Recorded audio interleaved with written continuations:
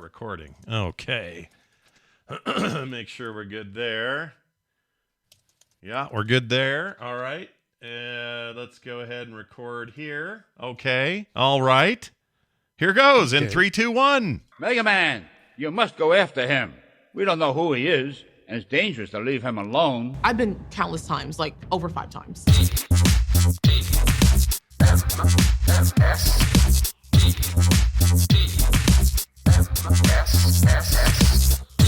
I'll gladly pay you Tuesday for a hamburger today. This is the morning stream.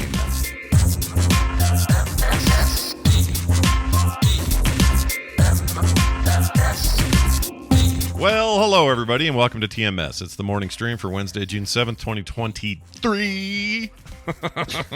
I don't like 2023. 2023 is a mixed bag this year, you know. We got way too many things like shootings. But oh, God, I know, yeah. But we're having a good video game year. There's that. So far, great, yeah. Well, with a few exceptions. We had that horrible Redfall game that was so bad. How disappointing was that? And then there was another one that was you avoided it is good. Didn't even know the existence of Redfall, honestly. You are in I know wonderful Zelda. place. I know Marvel Snap. I know Diablo 4. I played a bunch of Satisfactory. Wait, what about the little bunch of stuff on the little Ambernick deal? Nothing new on that. Oh, you know what I did yesterday way too long? I played that Pokemon Pinball till it was too late. Oh, yeah. That's such a blast. Fun game. It's so good. Yeah, I feel like it should work with the and I imagine you can you can change controller assignments, but I feel like the triggers on the back, the L and R triggers would almost be better flipper controls than the button and left joystick. Yeah, I'm used to the way they have it, but you're not wrong. That's like, true, why not yeah. why not have the shoulder buttons? I think you can. You're right. I think you can remap them, but I was gonna say pretty sure you can just yeah. But it's cool. The game is great. It's my favorite Pokemon game, which makes no sense. It's way better than it has any right to be for being, a Game Boy Advance generation deal. But even the old Game Boy, or maybe it was NES, the original version of that pinball game is also very good. We need a new one, Nintendo. You want to get me? You want $59 out of me? Here's what you do: you make a new one of those on the Switch. You do that today. I'll play it today. Okay. Yeah. So how would you do the control system? Because you'd need to have you'd probably want to have the Switch turned sideways to play it. Right? Oh, to do a tall. Well, so right now it's the game is currently it scrolls up and down, which is clunky but works. It works. Yeah. It gets the job done. But that's interesting. Maybe just give you the option, to flip it if you want. I don't know what your two things would be, but that's the question. Yeah. I mean, maybe you take off the Joy-Cons and you play them left and right with the trigger buttons for your flippers. Could do that. But here's what I want to say to the people of America and beyond. All right. Okay. Some of you think, Pokemon, that's for kids, or I've never been interested in Pokemon, or whatever. Yeah. Okay, I understand. Yeah. But if you like pinball, this is one of the best pinball video games ever made. Like straight up, it's good. Solid. Yeah, it's so good. So I recommend it. For as simple as it is, it's like an ever-changing table, and it's it's great. We are in desperate need of something new for sure. Yeah, come on, Nintendo, what are you doing over there? Just basking in the cash that is Zelda right now. Just basking in it. Right, exactly. Oh, what do we need? We're printing money with Tears of the Kingdom. Yeah, Tears of the Breath of the Wild of the Kingdom. Of the Kingdom. That's the one. Anyway, welcome back to the show, everybody. We're here. Any of your kids tired of that game yet? Have you gotten your hands on the? Not yet. Although Carter's been so sick, there's no way that she's been able to properly play it. So I was like, hey, while you're sick, your old man here could assure you. And she was just like, no, I'm good. I would think that, man, that's the best time to play. When you're sick, you're laid up in bed, you just sit there and play Zelda. You'd think, but she's actually doing a little better today. But she was like worse than COVID sick, like just. Oh, really? Like she had pukey sickness, right? No, not that. It was like a flu thing. So now it's just in her chest and all that. But it was just fever and can't hardly move and just awful, achy, horrible, awful. So, Ugh. yeah. And none of her friends, nobody else that went to this trip with her got it. She's the only one. So, Oh. and she's been very nice walking around the house where when she needed to with her mask on. She doesn't want us to get sick. And That's very we nice. appreciate Very good. that. Yeah. But I miss her normal jovial self. So hopefully that comes Of out course. Yeah. soon. Let's talk about we've been getting a lot of phone calls here on the show. People like to call in. Good. I like it. I do too. I'm a We fan. love feedback from you people. Once in a while though. Peepoo. Once you peepoo are great. We love you peepoo. Once in a while though, it's not what you expect. So I'm just gonna play this.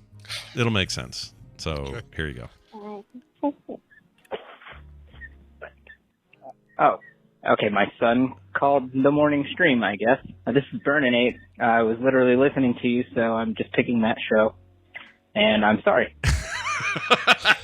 That's it. His son butt dialed us, and Nice. he Excellent. picked it up, and it was fantastic. And I love that he went ahead and I know. added You can even to it. hear a little bit of "Hey, sucker" and Binky. Yeah, you can, yeah. And then Burninator takes over the call. Oh, Yeah, listen right here. Yeah, I heard it. Sucker and Binky yeah. was right Hey, there. sucker and Binky. Yeah, Love it's the pretty show, good. though. Can I get a hunk? Ah. Yeah, they give me a hunk. Listen, here's the deal. You people at home are encouraged to do that anytime. You can call us or whatever. If your kids accidentally call us, it's fine. If you're drunk one Dial night, us at the airport. We don't care. we don't care. It's for real. We'll take your call no matter what you have to say. So send those in, 801-471-0462. We also got a follow-up from Jeff Sire. You know, we were talking about the Mike Pence on a bike thing, and I was like, who's this Yes. for? And I said, maybe Jeff will toughening know. up. Yep. Yes, So our resident... The butching of Pence. Exactly. Our massive fan of cross country riding on a motorcycle man, Jeff Sire, wrote in. Excellent. And he lives in Grafton, Ontario, Canada. Now, I'm going to warn people a little bit. His reply to this comes from a Canadian perspective. Sure. And from their perspective, sometimes we look like idiots down here. Okay. Sometimes there's kind of a swath that gets painted across the U.S. Yeah. A perception bit. that maybe is a little bit more global than appears to be in actuality. Yeah. Or they're dead right, and we're terrible. Yeah, well, there's that. Yes, that's exactly. possible. Sometimes I can't argue with that. He says, Dear Scooter and Bike, you are familiar with my fascination over your bizarro world of politics you have down there. Nevertheless, I have no idea the value of courting the biker vote down there. I can tell you that up here, no one really gives a crap about bikers. Since I'm a biker, though, I do remember that this is not new for Pence. I've seen him at all sorts of biker events and believe he has been riding for a very long time. And you know how the quote, that guy does stuff I do, so he must be just like me crowd works. So they are all over stuff like this. I mean, it's true. Bummed you didn't do the voice. Yeah, I should have done that. That guy does the stuff I do, so he must be just like me. Well, no, see, now you did it, and then you can get the emails, so it's totally I'll take fine. the emails. I'll take the heat, Cameron. Yeah, take the heat. Don't worry. Put it on me. I messed up the Ferrari. Indeed. He says, as a side note, I know I know the American irrational fear of socialism. Some of our provinces have socialized insurance. Unfortunately, mine, Ontario, does not. So the great capitalism god treats motorcycles as luxury vehicles, and I pay about 3 times the insurance rates as British Columbia, where those commies take the stupid approach of looking at years of riding experience, which is forever, number of tickets 0, and number of accidents also 0 to calculate your insurance rate. My insurance company looks at the engine size and age and says, quote, you're an old man with a bike. I bet you've got lots of money, unquote. State mandated disanguination for the win. Give me the sweet, sweet taste of socialized insurance, please, Jeff Sire. So on the one hand, he's like, you capitalist pigs. And on the other hand, he's like, these bastards up here, give me what I need. Yeah. He basically is saying, I'm in the wrong province, but you're in the wrong country, is what he's basically saying.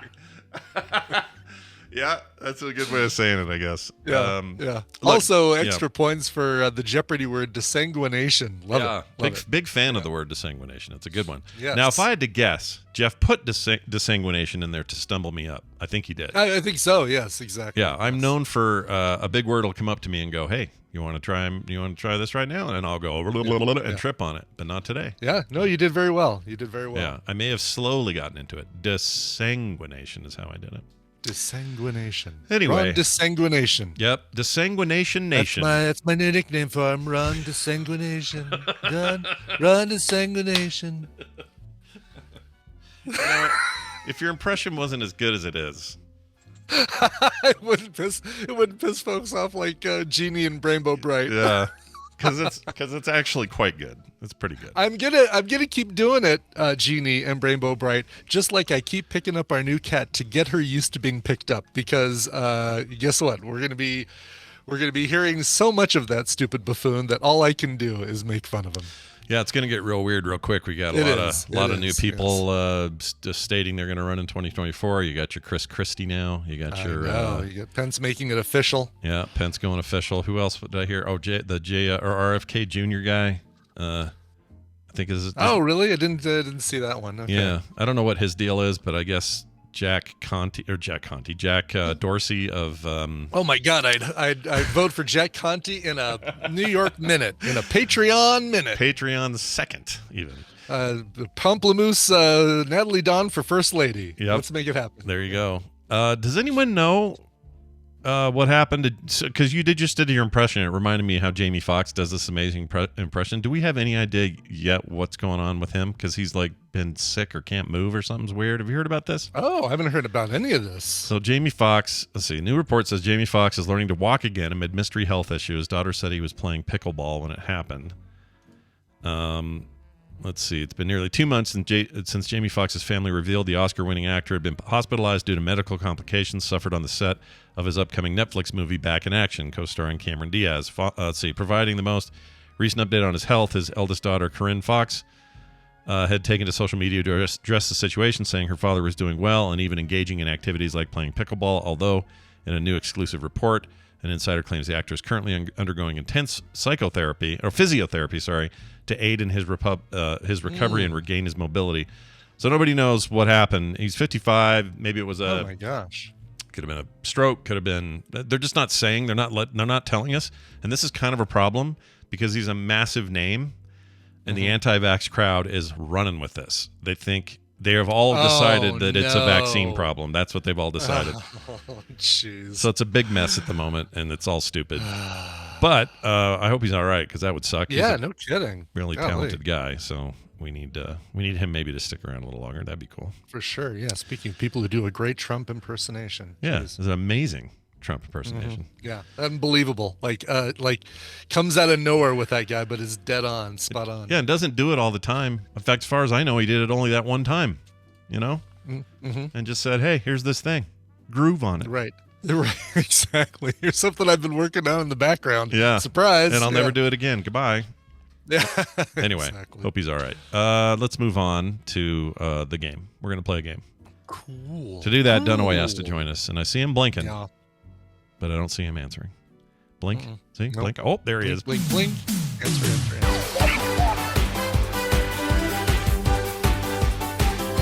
Hey, it's time to play the Tadpooley feud. Hey, look who it is. Hey, it's Henry Winkler. What's going on? It's nice to have you on the show.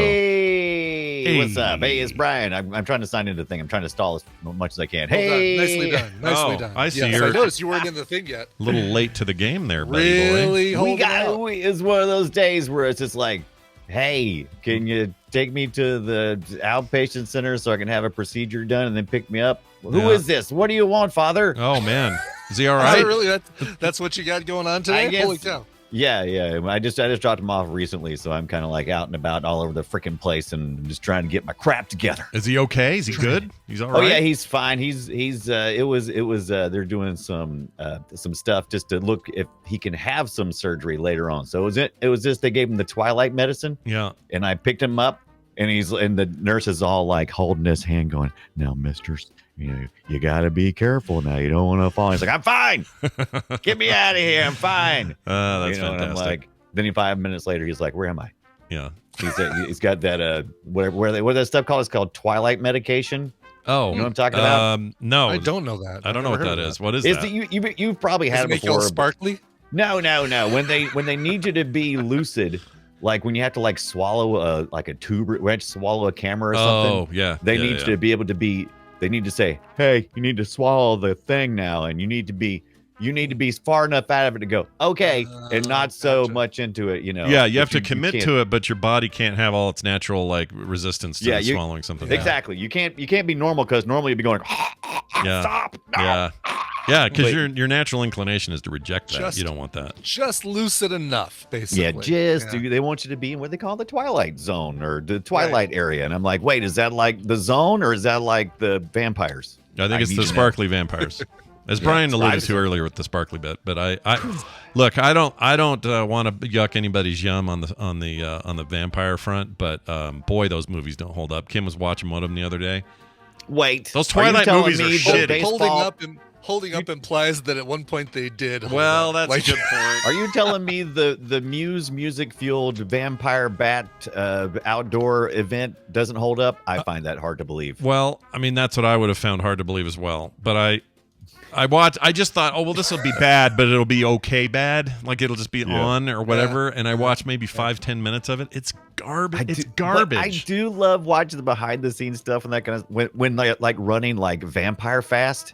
Yeah. And this and they show behind the scenes or like they're on like a dolly with a treadmill. Yeah. And it's just fan freaking tastic. Yeah. It's so dumb. It's pretty dumb. But anyway, don't waste your time is all I would say. Hey, look, we got a contestant on the line. We actually we tried to pull in somebody who was there and then now they're not. That was called Jeri. Our next up person though is this person right here, Lucky 7. Lucky 7, welcome to the show. How are you?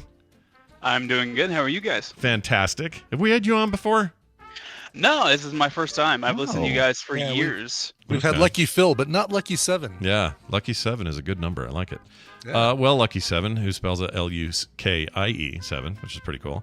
Welcome to the show. Brian will explain what this is, how it works. You probably know, but he's going to try to give you some prizes, so it's important that we all listen. So, Brian, tell us how it works. All right, everybody, tuck in and listen to my words. It's time to play the Tadpooley Feud.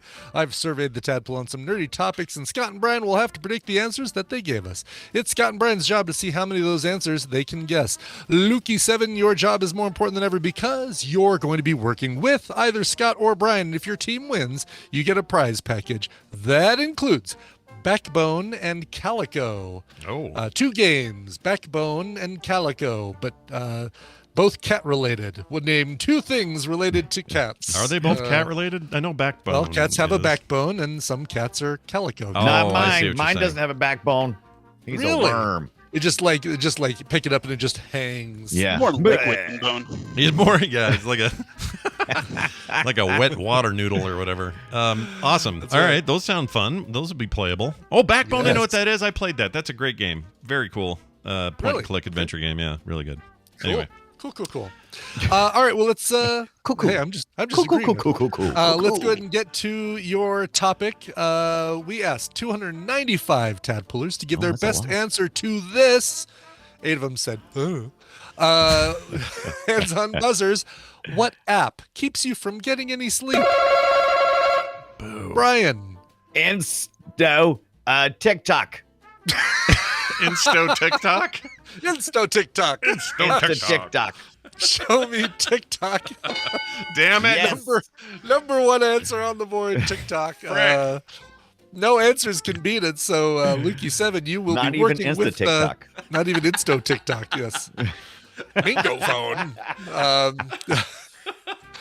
All right. So 2 of you are going to be working together. Let's see what you guys can come up with. What app keeps you from getting any sleep? Does Diablo 4 on the Steam Deck count, the news by the way? app, right? It's like the Apple News app. That thing, oh my God, is terrifying. No, I'm just kidding. What do you think? What are you thinking? TikTok is definitely something I do. I had to give up TikTok because it was becoming too much of a problem, and then I immediately migrated over to the YouTube Shorts, which is just as bad. So I would say, is it Reels or Shorts? Is that what it is? One of them has Reels. And one of them has Shorts. Instagram is Reels. YouTube has Shorts. Right. Shorts are probably the closest algorithmically to what TikTok does. They're pretty good. Yeah, it's basically just become a carbon copy of my TikTok, so I'm getting close to just deleting YouTube now. Yeah. So do you think YouTube? Is that our answer? No, YouTube Shorts. Well, I guess it'd be YouTube because I want to go to bed, app, but you keep me up. YouTube is now what I'm watching to help me fall asleep because I'll put on I'll put This on is one of true. these people who does the all right, here's what's going on with the construction at Disneyland. Looks like downtown Disney, they've added 2 girders to downtown Disney, and they've put up a scrim in front of part of Tarzan's castle or Oh my Tarzan's treehouse. I'm falling asleep now just hearing this. Right, Yeah, right. exactly. It's like Wow. exactly. I didn't even know that was a thing. That's really There's the interesting. tubes up there. There's somebody who Totally a does thing. that? Is there show? It's a show or something? Yeah, it's a show. It's a series called Fresh Baked. It's a guy named Fresh Baked, and I love watching his videos. But my God, some of his reports are just on the most trivial things of what should still be trivial, but it's like the trivialist of the trivial. Yeah. Anyway, Anyway. All right. let's get to it. YouTube, show me YouTube. Is that on here? got the of course it tubes. is. Yeah. Yes. Fourth down. I'm a little surprised. What do you think? Do you think we need to mention the Insta? You think the Insta is keeping Yeah, some Insta's Gen, probably on there. Gen Z awake? Is that, or what do you think? Millennials? Who's that? Who is that now? It's mostly I millennials. know I don't people know. that sit there and scroll through that thing like Yeah. just nonstop. So I don't know what I the would be Z's are surprised if using. it's The not on Z's are using something of their own, and I don't know what it is. Snap. Chat. Is Well, this- I don't want to give answers. Why am I giving Yeah, answers? what are you away? giving I'm answers looking for? Apologies. Yeah. Good Lord. Yeah. I'm All an right. idiot. Well, let's start with Instagram. You guys say an Insta. Instagram final answer? Yes, Insta. Okay. Show me the Insto. Ring. The Insto TikTok. Yeah, number 5 on the board. So TikTok, YouTube, and Instagram. I know the- 7 answers left. I know the kid stays up all night doing the Snapchat, but what do you think? Is that I Tadpoolers? mean, the low-hanging fruit would be the tweeter. Ah, Oh, yes. duh. Oh God. That's probably number 2. I'll bet that's I don't number even- 2. I don't want to be upset all night. I don't go to Twitter for where I go to bed. It's stupid Twitter. But Yeah, yeah, don't Twitter do is probably a good answer, though. You're probably right. We're gonna go with the Bird app. Show me the bird. Oh, wow. Ooh, Good 7. points. Good Yeah. points. I think that says something that it's lower down. Yeah, I think so too. In fact, I was expecting that to be number 2. Yeah, I think if you'd have asked this question 5 years ago, that would have been number 1 or 2. Mm-hmm. I Yeah. don't know what that means. Anyway, What else we All right. thinking? What else you got in your guys pockets? are there? What do killing you me. think? Gosh dang it. Last one I have that I think is just guaranteed has to be Facebook. Yeah, Facebook's I'm a rough sure one. there's people still doom scrolling on Facebook. That feels like a Tadpool thing to do. Maybe. Yeah. They're Yeah. on there a lot of them. This is me watching They got a group on there. Tina, or sitting on the couch watching Tina not watch Dungeons and Dragons Honor Among Thieves because she's scrolling through Facebook, and I'm thinking to myself, Facebook shares. yeah, my guess is at some point she's gonna say, I'm just not really liking this movie. I'm like, well, because you're not watching it. You're looking at Slap the- Facebook. Of course, you're Slaps not the gonna like it. phone out of her hands. Like, you're looking at Facebook. That Exactly. movie's great. She missed out. It That is so movie's good. We awesome. finished it last. We watched it not last night before last, and loved it. It's Very so good. So I good. actually get more pissed when Audra says she enjoyed the movie, but she spends her entire time on Facebook. I'm like, bullshit, bullshit. You didn't even say it. Tina definitely enjoyed it. She absolutely enjoyed it. So Yeah. let that be. She has never played. She's never rolled a 20-sided die in her life. Nice. So Yeah. there you go. That should Love be a it. good review right there. Sure. All right, show me what were we talking about? Facebook. Show me the Facebook. Number 6. Head of Twitter. 5 answers still on the board. Interesting. Scott's not out of it yet. Still This is- plenty of points to be had. It's a What do you- fascinating so toll. I'm still thinking that Snapchat's going to be in there. What do you think? Am I off with the Tadpool there? They're Facebook people mostly, right? That's where the largest group is. Facebook. Well, I think they're. I've never used it personally, but I mean, we can give it a go. Eh. I don't want to give Scott even a chance to even look at this board. That's where I got my first 7-second naked fan photo. Was on Right. Snapchat. What, if you were to answer, what would you say, Scott? I'd say. Hold on. I'd say Friendster. Friendster. Friendster. Yeah. We're going with MySpace. Instagram. We're going with MySpace, the app. Friendstagram's not bad. Instagram. Yeah. It's not bad. Fine. What do you think we need to think outside the social media box, or do you think we should just go? I mean, is there any like kind of killer game apps that the Frog Pants have been kind of? Oh, that's jumping on good. Candy lately? Crush. That's but. Oh, geez. What are you? I'm sorry. Hello? Are you? Maybe- Really in touch with the Yeah. with the tadpole. I Maybe think a something lot like- of them are playing Snake. You think they're playing- You know that solitaire's a real killer these days. Good Lord, Candy Crush. Call it. I'll let you call it. I'll let you call it. What do you think? What do you think? Maybe like Marvel Snap. I know that was big a while back. I think that is a good answer. If I was to Shut guess. up. Somebody asked you. Marvel Snap then. Oh snap! Right. Is it up there? Show me. Oh snap! Oh, look at that! Good call. Yep. Good call. Yeah. Still happens to be popular with the tadpole. People like that Snap game. Sure do. Just got brand new Spider-Verse stuff in there, and it's Right. kicking butt. There's 2 snaps. How about Messenger? That's a terrible app. The thing keeps me up all night Just trying to doing figure it. out what Mom was talking about. What the hell is she talking about? Is that it is separate from Facebook? Is that the Messenger you're talking about, or just? Oh yeah, built-in? I'm talking about iPhone's Messenger app. Oh, not oh, yeah. Messenger or like messages. messages. Sure.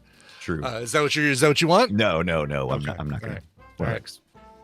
right. What do you think? You got another one, or do we need to go back to Snapchat? One Good. that's I use. I don't know if it's a tadpole thing, but I used Reddit quite a bit. Okay, Oh, Reddit's yeah. actually a tadpole thing. That feels Yeah. good. Reddit. Let's give some love to the Reddit. That's a Show good me call. all of the topics that I cared about at one point or another that I just haven't had the heart to unsubscribe to. Show me Reddit. Oh, number 2. Number 2 answer on the board. Oh wow. Is- Okay. That makes Have we- sense. is- It's how is you go Scott find still out. That does just right there make it mathematically impossible for Scott to win. Snapchat. Damn it. Yeah. I wanna see Now this on do there. Snapchat. I want to say. I That want was to a say the great snap. time. That was a great time to pick Snapchat. Show me Snapchat. Oh, that X came and it was gone forever. Would you guys Never at to be viewable Tadpool please again. invite some of your kids into the fold? Yeah. Jesus. No kidding. I can honestly say that out of 295 responses, Right. one person said Snapchat. It might even be Really? you, Brian, if you logged in and answered. Snap's a big deal. I don't know who's using it though. I don't know what. Oh, all the kids I know. I've got a 14-year-old in the house still. So I mean, everybody. So it must be the Snap. thing It's they're Snap still all the time. Yeah, all the youngins are still using it. I guess. Yeah. That's weird.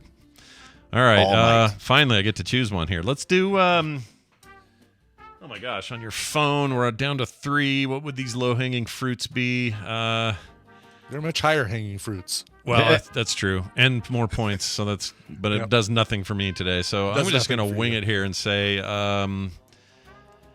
oh shit! I just left my head. That's great. That's what you want. You know what?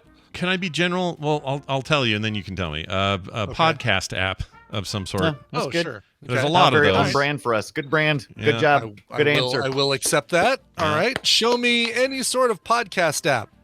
Oh, really? So they're not No. listening to the murder show, staying up late? However, Yeah. let's see, which one was it? One of these Pocket Casts did come in as number Oh, I do like- 12. That's my preferred. Yeah, I love Podcast that one. app. By the way, Yeah. so real quick, since we're mostly a podcast for people, if you're not using Pocket Cast, you really should. Like, you Yeah, might be using your that's good. default thing, or you got Spotify or whatever. Been using, I'm telling you, Pocket Cast. Downcast or something. Yeah, Downcast is fine. Overcast is okay. I think Pocket Cast wins. It's very Yeah. good. Really good Very interface. slick. Good. Love it. Okay. Yeah, All right. Yeah. very It's good. good stuff. Yeah. Is I think there it's the a Apple Car app? There probably is. There's a watch app, and there's a Okay. they also have it on Android. Like, it's cross-platform. It's just a really Yeah. great. All right. Yes, thing. good. Okay. Yeah, I'm I gonna like try it. that. I'm gonna try it. It's very good. Do it. I'm gonna try it. All right, but that is a strike. Back to you, Brian. and Oh, Lucy. and they once featured TMS, which I didn't even ask for. They were just nice, and someone there listened. Oh, Yeah. ain't that nice? Yeah, and Core once. That was maybe nice they'll too. maybe they'll do it again now that we've recommended them again. Oh, and Play Retro one time too, Brian. Oh, nice. Yeah. Very good. Oh, we love these guys. Yeah, Then. somebody there likes Frog Pants. I don't know who it is. Yeah. but somebody. Bump those other people. Yeah. Perfect. Another app that keeps people awake. How Keep you about getting any this? sleep. Keeps you from getting Discord. Oh yeah, the duh! Discord app. Yeah, that's a good Shit! answer. Good answer. Gosh, dang Discord. it. That's The the, Discord. one I spend the most I time mean, in. it's right there in the name. Discord. Yeah. Keeps you Yep, from yep. getting any sleep. Can't sleep. I'm Show me Discord. Yeah. Yeah, Look at number you. 9. Number Nailed it. 9. Damn it. 9. Perfect. Why didn't I think of that? All right, you guys, Because- you're routing because me you're here. not. So continue the routing, will you? How about the Apple News app? I'm just saying. I thought it was Sure. an interesting answer. I mean, we could generalize it. Say any Yeah, the news, news app. Any News news app. Yeah, news app definitely. Yeah. Newsies. Yeah. Okay. News. All right. Show me anywhere you get your news. No. No. Okay. Not for you. Then what was all that about? Oh. Just fun. One person said news apps. That's it. Really? Oh, that's Yeah. funny. I mean, the idea is it has to keep you up, I guess, and that would do it. Yeah. Yep. Okay, I'm going to say... I'm so running out of ideas here. Let's say... Mastodon. No one wrote Mastodon. There's no way. I'm kind of out of these. All right, I'm just to throw one like out. the tadpole. I'll go just ahead. it's Among Us. Among Us. All Yeah. right. Yeah, Show me Among Us. Shitballs. Yes. One person said. No, I'm sorry. Yeah, one person said Among Us. Yep. All right, it's probably Claire. You know what app keeps me from getting any freaking sleep? What? No, tell me. The darn health app on the iOS. Stupid thing. Oh yeah, no, I don't like. You should be standing now. I never look at it. I never look 3 at it. a.m. I'm not standing. Yeah, right. Sitting down. I'm not standing for anybody at this time of night. Right. Yeah. So maybe health apps in general, or do you want just that one? I was Well, thinking like Netflix. Netflix. Oh, that's a good answer. Netflix. Shit. Forget what I said. That was just bullshit. Okay. Netflix All right. is the answer. Yeah. Okay. All right. Show me Netflix. Oops. Uh-oh. What is that? What is it? What are you Little doing? malfunction. Slight malfunction. There we go. Oh, damn it! All right, so I'm guessing number 13 on the list. if that's Hulu not then? there, that tells me that no others No of those are streaming there. service. Yeah. Yeah. No streaming service made it then if Netflix didn't But make it. I, damn it, I'm gonna say Spotify. Okay. Oh, that's a Well, good they're one. sitting there listening to music. A little bit of music Yeah. before they go to bed. Music. Sure. Yeah. All right. Death metal. Show me Spotify. Damn it! Oh, What could these be? Spotify, Apple Music actually was the highest of the music ones. That was number 15. One person said Spotify. Oh, I'm surprised there's not. So unfortunately, I mean that's a. I like to think that people can't sleep or because they're watching their Blink camera. I like Yeah. to think that's a thing. And by the way, if Yeah. either of these is Candy Crush, I will shit myself. Please be Candy Crush. I want to watch. I'm happy to tell you that nobody said Candy Crush. Okay. It's funny because a lot of people in the Tadpole posted in the chat this as a joke, but 10 people actually used as their answer. What app keeps people from getting sleep? Alarm clock. Ah. Oh my gosh, I did that. I did like 4 snoozes today. I feel this one deeply. Did you? Wow. Yeah. Usually don't. And then Smart. they're not listening to music, but they are reading. What's number 10? Amazon Kindle. That's of course. That's a no-brainer. Yeah, you're reading. Duh. Oh, Yeah, that makes sense. yeah. Some other big ones here. Pokemon Go, still, number 14. Messenger Messages was number 17. Raid Shadow Legends, Shop Titans, a couple of games. Wordle also in there. Wow. Something called 9gag, which I guess is a meme. Oh yeah, 9gag's meme like site. meme. Yeah, Yep, meme need to place. check Yeah. that out. I was afraid. Don't go to 9gag. I was afraid to go to that Don't website. do it. I really sounds was. Waste a Yeah. freaking life. Don't do Is it. it All a right. time suck? Excellent. Oh god. Beach Buggy Racing, Call of Duty Mobile, Chatterbait. I don't know what that is, but Oh my somebody god, can I look that could one up. guess. DC Universe Infinite, Disney Emoji, Blitz, Empires and Puzzles, Existential Anxiety, which either is a game or just how they're feeling. Probably the latter. Right. Max. Max. Hearthstone, Okay. Max. Last Fortress, Marvel Unlimited. My favorite app that keeps somebody from getting any sleep is Buffalo Wings. Buffalo Oh, wings. that's okay. a. Because they Everybody's ordered getting Buffalo saucy at wings. night. Yeah, Because no it's kidding. an app. Would you guys like any apps before your meal? Yeah, yeah. Oh, That's okay. amazing. Well, Isn't that awesome? gosh Love it. dang it, though. You guys did really well. Creamed me not bad. today. Did Yeah, just worked me. extremely well. Yeah. So, and your real name's Luke, right? Correct. Yes. Another Luke. Nice. My gosh, the Lukes we No, have in this so many tadpole. Lukes. They're outnumbering the Bryans. Really, is Doesn't what's make happening any here. sense. But We're Luke, coming for you. Yeah. We're trying to take you out. all right, let us know. Here's your Luke's. Here's your thing from Fletcher. Congratulations, you're a winner. You won stuff. You're going to walk away a winner, and I'd like to know how you feel about these winnings. How does it feel? It feels absolutely amazing. I've listened to you guys for like 10 years now. Thank you, Luke. Love the shows. First time I've actually been able to join in live. That's in a great. While, so. I'm super We stoked. were that you- entertaining. We had fun. Yeah. Yeah. Plus, I don't know. You seem like a cool dude we would hang out with. So Yet another cool Luke. Yeah, another cool. And you got a cool hand. Another cool-handed Luke. That's right. Well, Brian will send you these directly in Discord. You probably already have them, and we'll. I tried. He'll need to add me as a friend. Oh and yeah, accept you got my to friend him, request. but Yeah. that'll be easy enough. I don't know. I don't know. It seems a little shady. I'm I know. I regret. proverbial guy. You might regret it. accepting Oh, it. Yeah. oh, you have no idea. Yeah, it's gonna get. If you think you've had Have you spam seen this before, on 9gag? yeah, 9gag. Brian's 9gag spam is gonna be on point. Watch for it. We'll see you later. Thanks for playing. Hey, Brian Dunaway. Tonight, you and I are going to talk about Castle Wolfenstein, depending on where you came from and how you said it. We're going to talk about the really old 2D stuff and how that led to the id Software iterations of the first-person shooter, which changed everything. Yes, you might not know, but the original Castle Wolfenstein, 1981, Silas Warner Muse Software was a Berserk-type clone where it was top-down action. Yep. None of that 3D stuff. Nope, not at all. It's just the weirdest thing, and it's fun, weirdly fun And there to were two play of them. today even. And Silas Warner was 6'9", 300 pounds, and had to escape Chicago when his dad tried to kill him and his mom when he was 7. Yep. That kind of stuff. That's how you get your Castle Wolfenstein out of people is you give them horrible trauma to deal with, and then you make a video game about it. I need to escape. Anyway, that'll be tonight on Play Retro, 3:30 Mountain Time for all those who celebrate.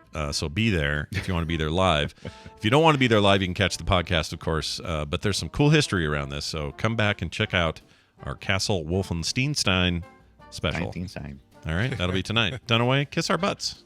No, you. Okay, bye. All right. By the way, before we get to the news and an intro, we've only got 200, well, just under 300 people who've entered answers into the current batch of questions for Tadpooley Feud. So make sure you visit the Discord. It's a pinned message in the TMS chatter, or the Facebook. It's a pinned post. But go and fill out the survey if you have not yet done it, because the more answers we get, the better. Is it a static link? It always goes to the same place. Yeah, it's that's right. And what is it? I think it's tiny.cc/tadpool survey. I'm going to try that. Tiny.cc/tadpool survey. I think I've done that. Yeah, it is. Okay. Yeah, there you go. Tiny.cc/tadpool survey. Awesome. I'm going to put a link permanently on the site as well. I always forget. Cool. I've got most of our song requests and all that, but I always forget this one, so we'll put that in there as well. Okay. Well done, everybody. That was super fun. Let's move on now to this. It's time for the news, and it's brought to you by...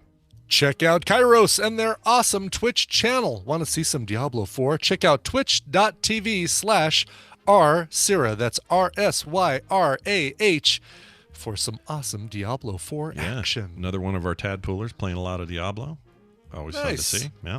Good. How are they doing? What level are they at? Do you know? Oh, I don't know about them. I got last night. I hit 37. I think. Cool. I'm pretty far in the story. I think I'm nearing the beginning of am I in Act 4? There are 5 acts, and I'm somewhere either right before 4 or in the middle of, or the start of 4. So very that's cool. as far as I am. I'm not rushing or anything, kind of taking my time, but I think John beat the story. But there's still plenty to do, because you can beat the story by, 40 something, and then you still have to 100 for a character if you want. Wow. Which is all the end game stuff. But I don't know what I'll do. I'll probably beat the story and then work on a sorcerer for a while, and then just kind of, I don't know. I don't know what I'm going to do yet. But once you beat the story, there are alternate ways to then play that aren't the story further again. things, basically like a continuation mode, basically. Yeah, the old 3 had adventure mode. It's similar to that. So anyway, that game's great, and it's devious that it runs so well on my Steam Deck. Just freaking devious. Like, what are they trying to do to me? It's not even their fault. No, somebody else came up with a method to do this, but my gosh. Yeah, no kidding. I mean, it feels like a game that is made for Steam Deck. No kidding. It's so good on there. And it's not as hard as people think to get it working. So if anyone wants to know, I'll put it in Discord. It's super easy. It's actually Run Stump Jump, or Bill from ANTP Season 1. Oh, really? Okay. He put together a really great video, and it's so simple. It took me like 5 minutes to do it. Nice. So, cool. Because you can't just do it. You have to Of jump course not. Yeah, you have to a couple of hoops, but nothing too hoopy. battle net it. All right. Yeah. All right. A robot pizza startup. Okay. Everybody wants to make restaurants with robots in it. Yes, AI pizza. Get me going. Start Yep. it up. Yep, they got more fingers and can make more pizzas quicker if you're AI driven. Anyway, a robot pizza startup shut down after the cheese kept sliding off everything. They basically like robot pizza's done. Yeah, They yeah, slide around yeah. on a circle and shoot the cheese. These slides like right off. herky jerky movements are making the cheese slide off. This is pretty great. A robot pizza startup that had raised almost $500 million has shut down after a series of technological setbacks, according to The Information. Not the information, but the place. Not according to the information, but according to capital information. The news organization known as The Information. The company, founded back in 2015, was working on a mobile pizza making machine for years, but struggled to turn it into a reality. As a result, the company pivoted to work on sustainable packaging back in 2020. But given the fact that the company ended up insolvent, per The Information, that the new direction hasn't worked out for them either. It's a shocking turn given the sheer amount of money investors have put into this thing. Right now, $375 million from multinational giant SoftBank, which is renowned for its poor investments like infamous WeWork. Really? Oh, no. I mean, they're also known for their successful ones, too. That's why they have the money. It's not like they always say this about these guys. Like, if you back one failure, like, oh, notorious. Exactly. It becomes your badge, the thing on your forehead forever, basically. Yeah. You saw the WeWork dramatization, right? The one. No, not yet. I it's on the list that the We Crashed, I think it's what it's called. That's it. I've been nervous to watch it because I watched the documentary and it was great, but those people are so unlikable. The people that ran all that, really? They're so unlikable that I'm sure if I see a dramatization, I'm going to be irritated. Wow. Which is another thing I've been doing recommendals today. I have a recommendal, but I have a stay away mental today. Ooh, a meh-commental, basically? Even worse, like a avoid-a-mental. Wow. So unhappy with it. I have to let people know that they should watch out. Jeez, okay. It sucks. It's not called Parasite, is it? No. I hear that's good. Yeah. I'm trying to remember. So I've been watching something. I still have it. It's not my recommendal tomorrow, but it might be, or today, but it might be the one I use next week. But I'm looking through my notes to figure out where I heard about this thing because I can't find any information. Like, you look through your emails, you look through. Was it recommended to you and you just don't? I think it had to have been. I can't think of any other way I would have discovered this thing. Oh, weird. And you're liking it though, whatever it is. I am. Yeah. Okay. Now I'm interested.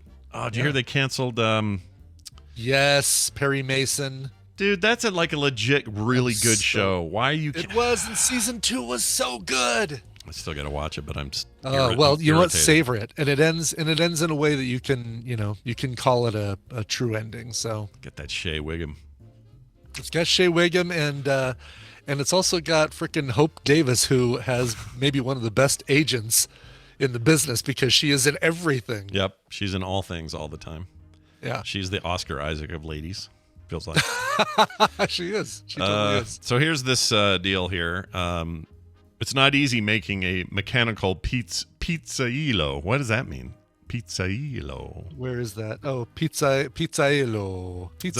Is that a way of saying a pizzeria or something? Or a pizza creator, like a pizza chef, is a pizzaiolo. Pizzaiolo. I've never seen that word before. It feels like somebody accidentally fell asleep on their keyboard as they were typing the word pizza. It's not easy making a pizzaiolo. I've never heard that term. It's weirding me out. Let's move on to this story. Surveillance video shows box-wearing bandit allegedly burgling a Florida grocery store. Brian, you have to see this photo. I can't wait. I hope it's the best thing on the planet. Look at this guy. I really want there's somebody be behind the counter going bling, like in Metal Gear Solid with the moving cardboard box. Yeah, going. Oh, I have that somewhere. Where is that? I think I have that. Do I have that? I don't know if I have that. It's got to be under Metal Gear. No, that's a fart. Oh, Jesus. Oh, dang it. Where is that? I have that somewhere. Is this it? No, it's Van. Hello, China. No, that's something else. That's not it. All right, well, I don't know where it is. But anyway. You look for metal, search for metal or gear or solid. I go back in here and look. I know I have it in the actual thing, but let's see. Metal, gear, sound. Here it is. There it is. Ah, perfect. Excellent. That's what I want to play. Is there anything? Let's see. That started with PS1, right? Yep. Or no? Well, so they had the 2 NES games. Oh yeah. But I don't remember if you could hide in a box in those. I don't either. But I want something I can play on the on RG. On my RG35. Oh, it's on there, I think. Well, wait. Did you do the PlayStation? Did you do the? Yeah, it's the PlayStation group. Mine's on there, but I don't know if you have the ROMs or not. Oh, I have everything, Scott. Okay. Whatever you've got, I've got. Okay, yeah. Whatever Dunaway helped us legally acquire for all the yes, absolutely. Those ROMs, those ROMs that I legally acquired, so I could play the PS1 Metal Gear. Yeah, it's very good still. Yeah, it's on there. You know what else is really good on PlayStation? I forgot all about is the Ridge Battle Race Arena to Shinden. No, that is a bad fighting game. It's a very bad fighting game. Yeah, it doesn't hold up. But this Ridge Racer R-Type 4 or whatever it was called. It's basically Ridge Racer 4. Way ahead of its time for a racing game. Like legitimately still looks good. Some of the menus are some of the coolest design. It's just a great racing game. So if you're in the mood for a little Grand Prix kind of drifty arcade, I am. It's fun. That's probably a good one too for the capabilities of the RG35, right? You don't want anything like, Need for Speed Turbo. Probably not going to run great on this thing if you can get it on there. But Ridge Racer, I think, feels like the right level. Yeah, it runs great too. Looks good. Cool. It's really good. Okay, where was I? Oh, we were talking about the Box Bandit. Yeah. So this weirdo. Okay, so here's the deal. A Florida man donned a unique disguise to burgle this Miami Gardens supermarket. Claude Vincent Griffin Jr., age 33, was caught on surveillance cameras haphazardly wearing a cardboard box, which, by the way, fell off and showed his full face. So that's pretty funny. Whoops! When breaking into... Oh, yeah, right there. Yeah. Doop. It's right when he was trying to break into the glass of the iPhone case. Nicely done. So he was trying to steal iPhones. Anyway, police allege that Griffin stole over $30,000 worth of merchandise, according to an affidavit. Let's see. Authorities charge Griffin, who they say is homeless, with 11 criminal counts, including burglary, grand theft, criminal mischief, cocaine possession, and resisting arrest. That cocaine thing just kind of snuck in there, didn't it? It was like, hey. It really did. Yeah, just a little sneaky bandit right there. Yeah. I think he probably should have started with a ski supply store, got himself a mask, and then... Yeah. Then do your master plan. Some cupcakes and then smear the frosting all over his face or something. It would be a better disguise than this. Yeah, freaking for sure. Box on your head. The hell, man.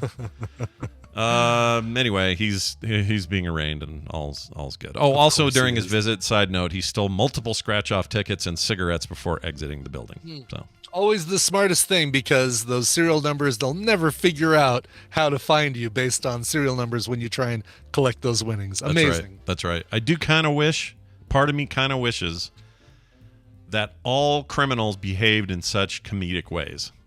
Yeah, and less of them involve shoot-ups and killings and awfulness and burn down the place and all that. Just more dummies in box hats.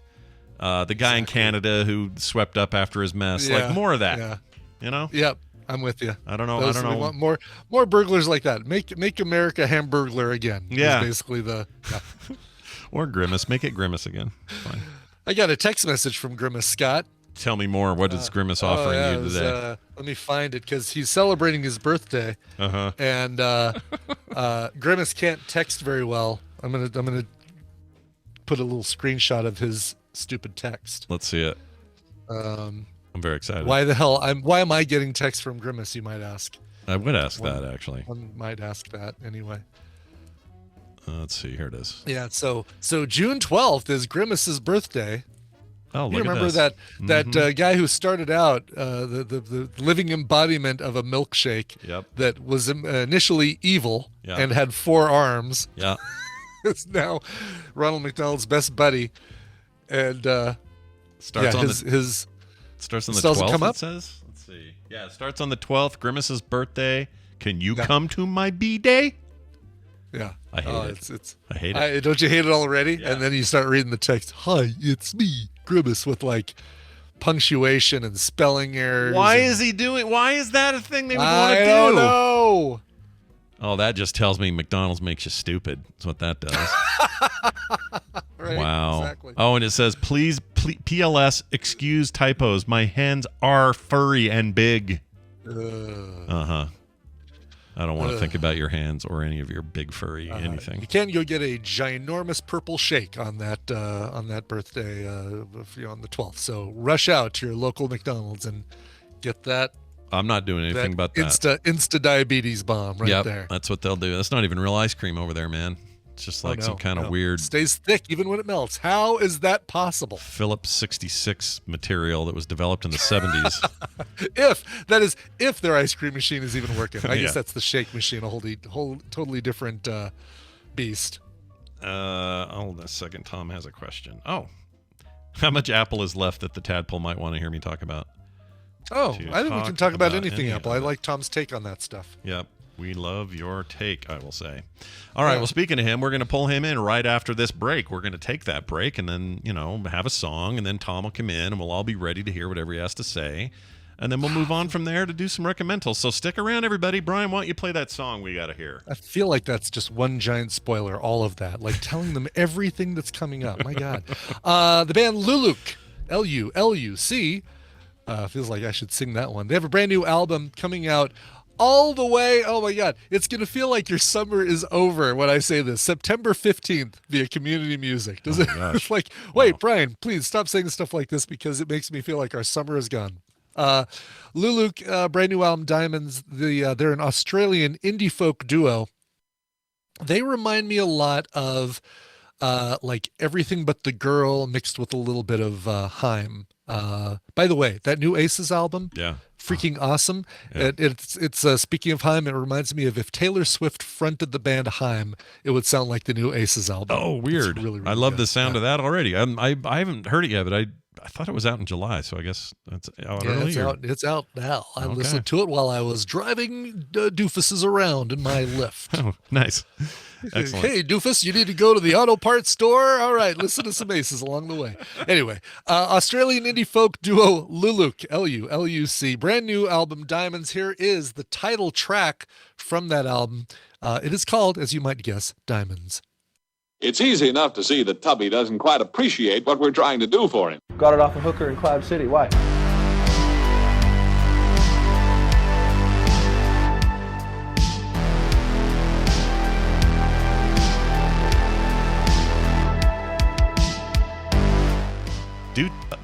My mic. Do tell who that was again, please. Oh, Brian left. Do you have an emergency poop? Where did he go? He just suddenly disappeared. Did anyone see? Did he say anything in the chat room? Did he ever exist? Was this all in my head the whole time? Have I been doing nearly 3,000 shows and he was never there?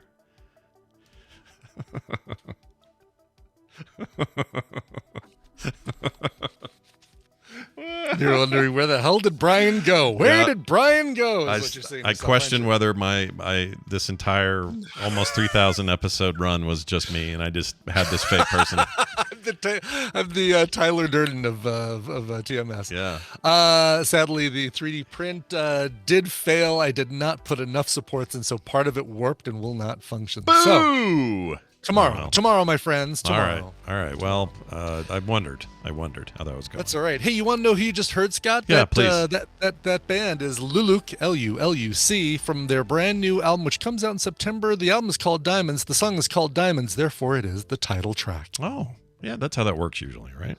Yeah. You give it the same name. You call that your title track. And then it just automatically, right? You don't even have to say. No. Oh, I think that might be the title track. I don't know. Yeah.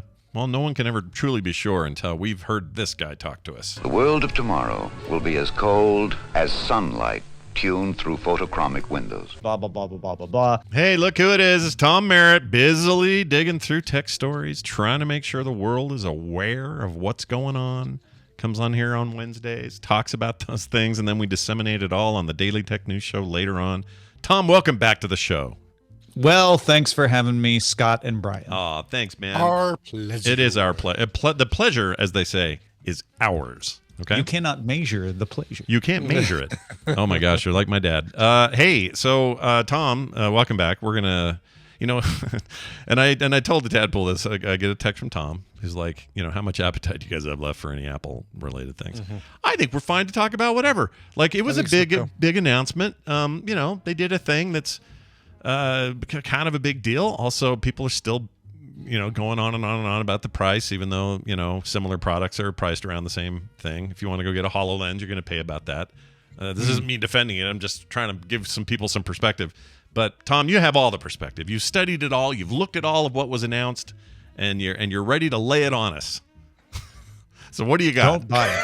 No.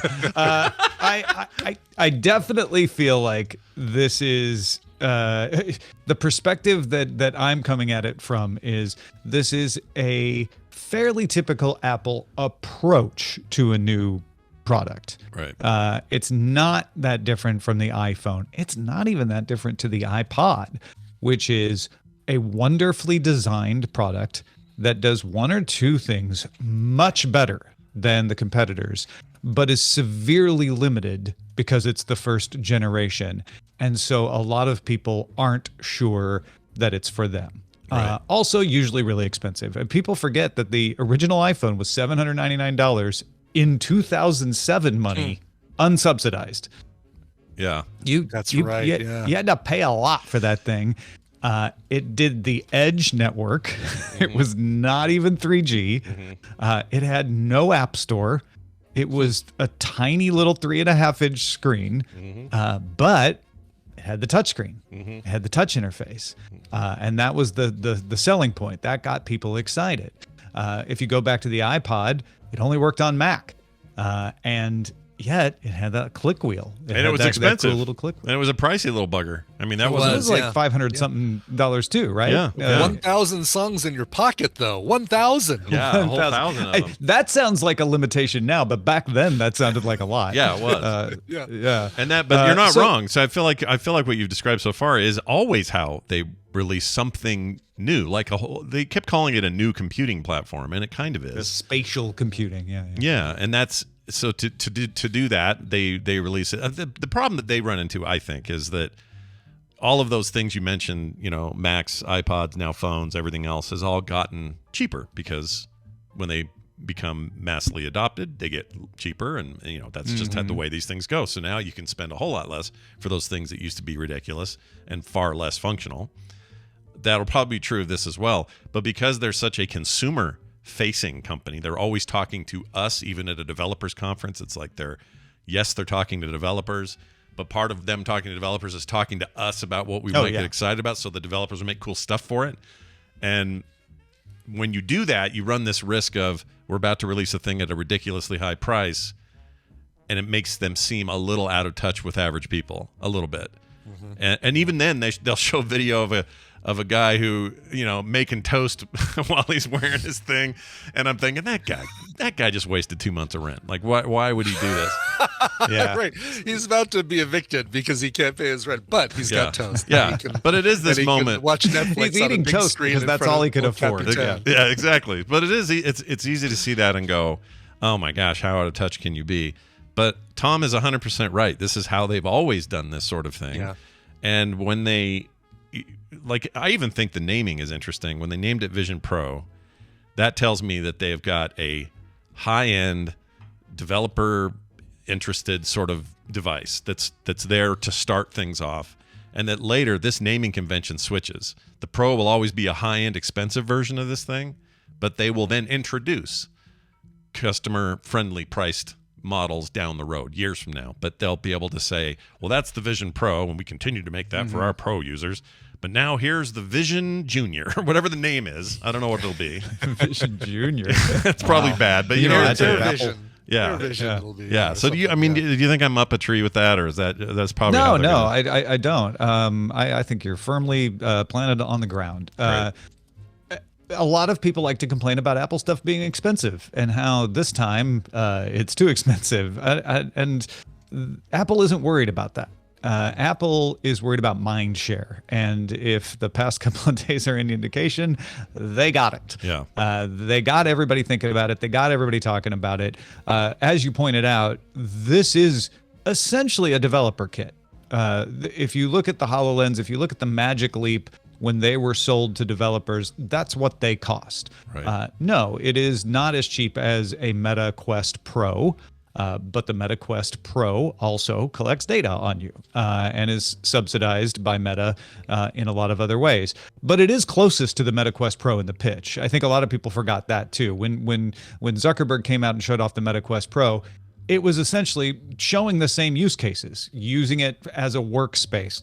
You know, putting your windows up and using it to chat with folks and all of that. I mean, that's what Apple did. They showed you putting up Office things and web pages and chatting with folks on FaceTime. Like, the use cases are no different. The question is, which one are people going to plunk down for? And I heard the Economist podcast compare this to Android versus iOS, and I feel like that's fairly similar. You've got the more affordable but subsidized by advertising Meta Quest Pro that you can get your hands on, and then you've got the more expensive but privacy pitch-oriented Apple version, which arguably might be a better piece of hardware. The one thing I've noticed from every reviewer is they even sometimes begrudgingly say, this is a really good piece of kit. Yeah. Like what it says it's going to do, it does really well.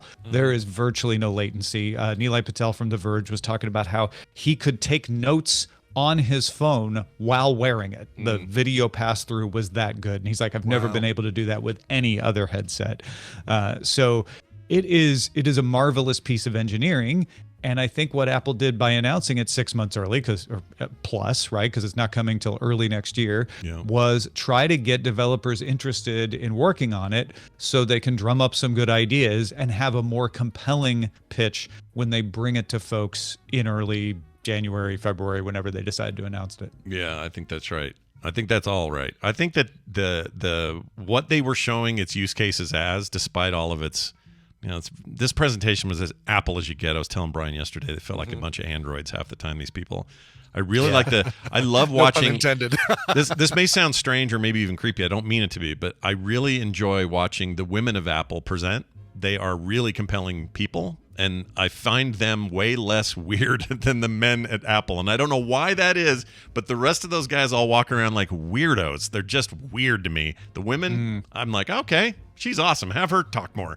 She's great. Have her say more stuff. And then out comes High Pants McGillicuddy going, all right, I'm going to have a guitar for a second and freak you all out. But yeah, I got you. Yeah. So anyway, all that aside, the use cases of a little pinch does a thing, the very simple sort of control of all that, and the world being see-through through all of it, and me being able to put up screens, being like you don't have to tool. The other thing, a lot of people are like, yeah, this does all the same things as the Quest Pro. But the reviews of the Quest Pro were like, yeah, it works pretty well. The reviews of the Vision Pro are, it works stunningly well. Yeah. I don't have to hold my hands in a certain place for the gestures to be recognized. I don't have to hold a controller at all, and I forgot that I wasn't holding a controller. I look for those kinds of things in these reviews because these reviewers are going to pick at stuff, and they weren't picking at that stuff. And No. I think that's significant. I do too. And I also just, especially because this is pre-production hardware. I mean, it's not even ready to ship yet. Right. As a gamer, I would say that its lack of any focus on gaming. They may mention a few things like Apple Arcade will work with it. That's fine. Yeah, you can play 2D games in it. Is kind of what. Yeah, you got a big screen up in front of you and you can play games, which is cool. There's nothing wrong with that. But having it not be gaming focused is, for a lot of the circles I talk around in on the online, seem to be a problem for a lot of gamers. Not me, and I don't know what it is about VR, but VR has not been the killer app for gaming that everyone thinks it is, despite what my co-host on Core, Bo, thinks. He's sure it's the future, but I'm not. And I've yet to be have anything prove me otherwise. And so these other use cases are what are far more compelling to me. And I was ready at the drop of a hat. If they would have said $7.99, I would have gone, beep, buy. Yeah. 6 months ahead, I would have pre-ordered it. Take my money. Yeah. But when they said $3,500, I went, oh, no, I'm not doing this. You have a typo. You guys have a typo in your presentation. I think there's the 500 became 3,500 somehow. Yeah. Those keys are close together. So, no. And I have no doubt that thing is full of it's insane tech, and they've been it's working on it for years. over-engineered. Honestly, you don't need to have high resolution screens on the outside with curved glass just to show eyeballs. Just to show your eyes. Yes, I mean exactly. that there's a lot of expense in showing you eyeballs. That is. I'm curious at what other use cases they have for that front screen, because right now it's show you the eyeballs or show you that the person can't see you. Right. That's it. It's basically it's going to flash. They're watching porn, like when you maybe. Yeah, but you won't know it's doing it. You won't know it's telling everybody in the room that you're watching porn. Yeah, it's a weird thing. It's just it's to me though, it just seemed like the kind of stuff I'm interested in at a price point I can't afford. Yeah. And so, but like you said, and I really agreed with you. In fact, the first thing it is, I said that price to Tom on text, and he wrote back and said, think of it as a developer price, and he's right. Like, if you want to go get the current Microsoft HoloLens, you're going to pay the same money. I think $3,900. I think is what you pay. Yeah, no one talks about that, right? To the point of most of the people listening, you didn't buy those either. So right. I don't think Apple really expects you to. They're not going to judge the success or failure of this product based on unit sales. That's not what it's about. Yeah, I saw somebody on Twitter. It's Twitter, of course, but he said, $3,500. I'm calling it now. This is the new Newton. And I thought, wow. I couldn't I couldn't reply because I realized I'd need 10,000 characters to do it because his scenario is all wrong in about 500 different ways. But I don't think people are putting price so much at the forefront of this because they think they're supposed to go into the store and pick price. it up. Yeah, no, I get it. They think they're going to the mall next week to try one out and then decide if they're buying it. And it isn't going to be that kind of product, not right away. And to Tom's point, even though the Newton kind of itself was a developer product that tried to pretend the things to come, as far as like touch screen and writable, being able to hand write on a device that we do have now, that we had, and other things. I think the Palm was doing it before I don't remember. No, I guess the Palm came out after around the same time. Yeah. So it was basically it's expensive. It's the thing that the shape of things to come, but we're trying things out. Yeah. And the question then becomes, can they make a confident enough use case out of this one to cause you to want to get the next less expensive and likely less capable one? Yeah. So when they come out with the Vision Light, or whatever they call it, and it doesn't have the eyeballs on the front, and it works more like a second screen than it does. Maybe no Dolby Atmos. I mean, that was really the thing, the killer app for me. And I described this before we saw the presentation. I said, if I can basically wirelessly have this be my Mac Mini's monitor, and I can have all the screens up and use my mouse and keyboard or use touch to do things, that's what I want. But and I think they might, if they get enough use cases, they might put out a version that is that it's like, well, this one will work with your phone, your tablet, your Mac. But it won't work on its own. It's a secondary display. But they didn't want to come out with that first. Yeah. They wanted to show this thing as a working unit that you don't need anything else for, because I think they really want to prove what it can do without limitations. And I think that's probably a smart choice. But it's a gamble, because if they haven't figured it out yet, they're just hoping that it's useful enough that somebody will. It's a decent gamble, but it's a gamble. Do you think it's weird everybody's trying to get Tim Cook to put one on, and it bugs them that he hasn't worn one in any of the videos of their presentation, that you don't see Tim Cook walking around with it? And I've heard people say, well, Steve Jobs would get up there with a phone and like ride on it and poke on it. He would sit down to a Mac and show you the new Mac OS features, and where's Tim Cook with his helmet on? I'm like, I think that's weird. You're demanding that. That's I think weird. that is weird, because we haven't seen anybody but models do that, right? Or have there been videos of like well, Craig they won't even putting let it the on? journalists take pictures of themselves wearing it. Yeah. Oh, really? Okay. Yeah. I have a feeling this is not entirely the final form. Yeah. And yeah, also Tim Cook never does that stuff. Right. It turns out he is not Steve Jobs. Right. They're different Weird. people. Yeah. Weird. Yeah. He also he likes to get out of the way a little bit. He'll get up there and go. He does. Yeah. All right, now here comes Craig with his pants too high to tell us more, and then he'll move out of the way. Craig not wearing one. Right. Craig is the one that I would expect to be wearing. I would expect that too. Exactly. Yeah. He's too busy having iPads thrown at him. And stuff, the next time he comes though, he'll have that guitar again. His pants will be too high. He'll have a helmet on. I can't wait. Craig's my man. Yeah. I think he's the heir apparent when things go. You know, when Is he Succession? Is he the Kendall? I think he's the guy. Is he the Roman, the Shiv? Yeah. The Tom. Yeah. The Greg. Notice I named everybody so that there would be no spoilers. Yeah, we don't want any spoilers. We don't know who takes over on Succession. Oh, the Greg could be the Greg. Actually, I literally don't know because I'm not caught up. But I appreciate the no spoilers. But anyway, I think he's the next guy. If I had to guess. Yeah. He's so I don't excited. know if he's the next CEO. He's certainly the presentation man. Oh, he's so into it. Those are two different things. I cannot Steve deny. Jobs was both. Tim Cook is not. I can't deny his excitement and his kind of awkward willingness to embrace the excitement. He's just so like, oh sure, all right. And he gets all bow-legged out there, and the way he leaves and comes in is just like this intense freaking force of nature. That guy. Yeah, I love him. Yeah. Anyway, still, you gotta love Tim Cook's. Finally, like feeling so happy that he gets to, and we have one more thing. They don't trot that out all the time anymore. No, they so don't. It's like, let me tell you, this is special this time. Yeah. Like, Exactly. They're saving it for if they ever do a car, that'll be the next time you see them. well, this is truly his first fully new product at Apple as CEO, right? Because everything else has been 100% new form. Yeah. Everything else has been iterations. The watch was under his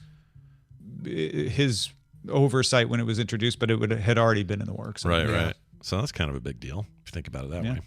Well, anyway, more on this, as there has already been much of on this on the Daily Tech News Show, and we'll talk more about. Yeah, there's a non-keynote announcement that I want to talk to Scott about on DTNS today.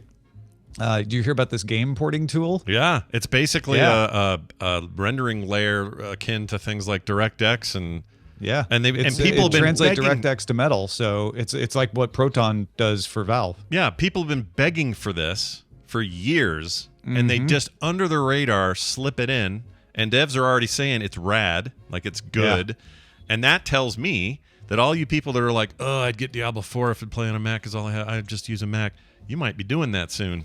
Well, there's somebody out there was doing it, so yeah. I mean, that's basically how my Steam Deck's doing. I'm playing through Proton, which is a similar layer, and it runs really good. So I'm telling you, man, that's exciting actually for we're going to talk about that a little more today on the Daily Tech News Show at dailytechnewsshow.com. Oh, I can't wait. Tom, anything else going on you want people to poke their eyes into and have them show on the other free side? top newsletter. If you want to keep up with what's going on with me, go check it out. Oh, that's always a good read. Go check it out, you guys. Man.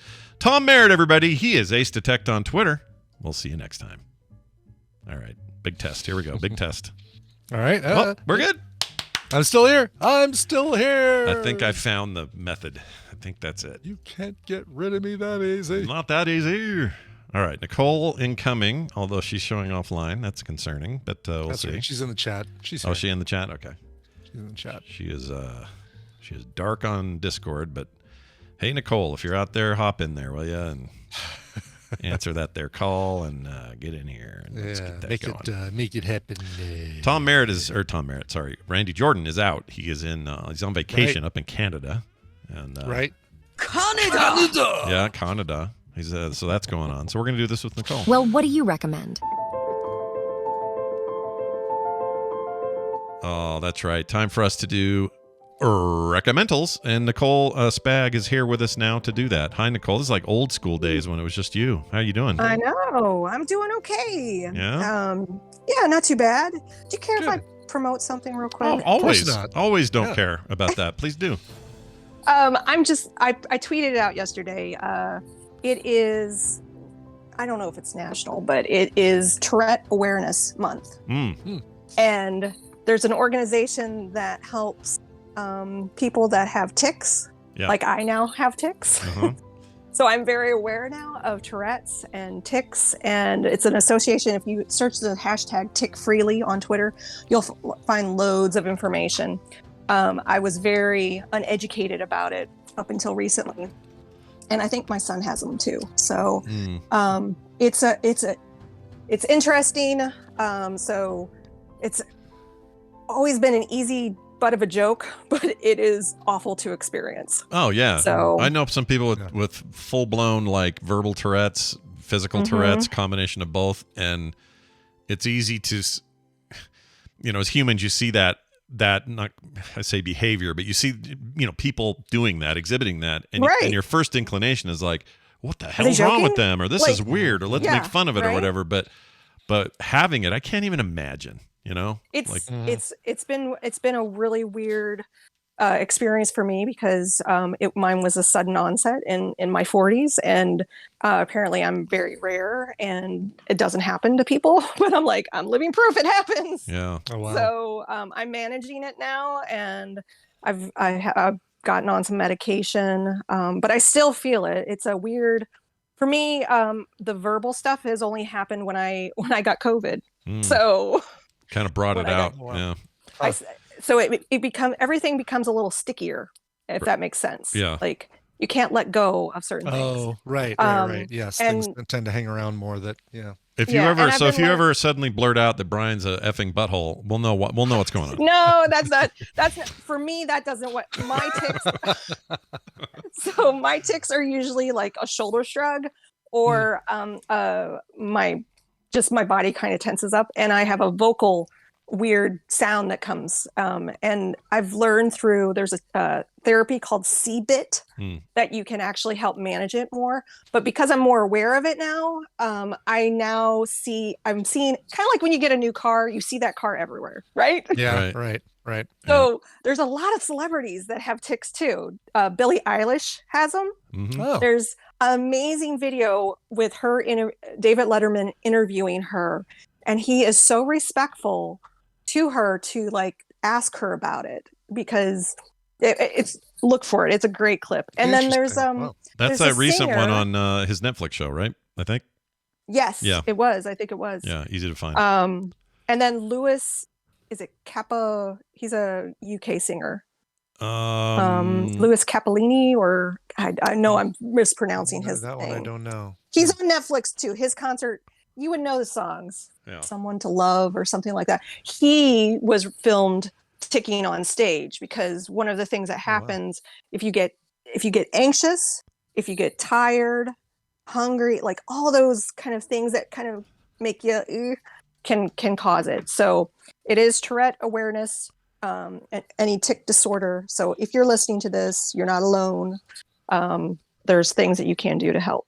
That sounds So, great. Always happy yep. to promote such things. So, and I'm glad you're doing good. That makes me happy. Thank you. Yeah, I'm doing a lot better with services like that kind of help me understand me more. Sure. That's great. Yeah. Well, all right then. Let's get to the recommendals of the day. These are things we've seen on streaming services that we think are worthy of your time. And Brian, you're going to start with a clip here. What do you got? I'm going to start. This is maybe one of the shortest clips that I've ever prepared for Recommendals. But as soon as I heard this in a documentary, Brian watched a documentary. Whoa, what the heck is happening here? As soon as I heard this, I knew, this has to be my Recommendals clip. Well, I'm actually very excited about this. So here it is, everybody. Check it out. Hi, my name is John Katz, and I was the audience coordinator on American Gladiator's 2008 reboot. So my producers told me that the best way to keep the audience captive would be if we sent some buses and vans out to Santa Monica Promenade, gathered up a bunch of tourists, and took them back to Culver City to film where they would not have any way to escape. And I remember that one of the audience members was not happy with this system, and she protested by just peeing where she was seated, and it went all over the stage. But at the wrap party, I ended up getting this hat. I need to see this so bad. I am so excited about this documentary. Anyway, tell us all about it. As soon as I heard that, I'm like, okay, that has to be the clip. That's great. Yeah, so that is a clip from the American Gladiators documentary. This thing is fascinating. It's 2 parts, and it's a 30 for 30 production. I don't know if this is the longest 30 for 30 production, but it's 2 1.5-hour episodes, so it's like 3 hours. Wow. But there is so much stuff about this, so much drama behind the American Gladiators thing, mostly centering around the Gladiators, right? No, it's actually the creators. Oh. A guy named Johnny Ferraro, who is a former Elvis impersonator and is what you find if you go in the dictionary and look up cringe, and Dan Carr, who is actually the person who really came up with the idea for Gladiators. Johnny Ferraro was this guy who just happened to have money, happened to have a way to market things and a way to sell it. But over the years, he kind of took ownership of it away from Dan Carr, who created it. And it's because of that cringe factor of Johnny Ferraro that you'll be disappointed to find quite a few of your favorite gladiators did not want to be part of this documentary because they were in such protest of Johnny Ferraro. So you don't get Nitro, who's your big, your big He's your star, main one, Zap, Lace, I love Sunny, Bronco, Laser, Lovelands. You do get Malibu, a big focus on Malibu, who looks like he's right out of that 80s arcade game, Tough Guys or Bad Dudes or whatever it was called. Yeah. You get a lot of Gemini, a lot of Electra, talking about the behind the scenes of this stuff and just the cutting corners of things like mats and protection for the gladiators, how many broken bones and horrible things did happen to them. And how sadly that's dwarfed by this backstage drama.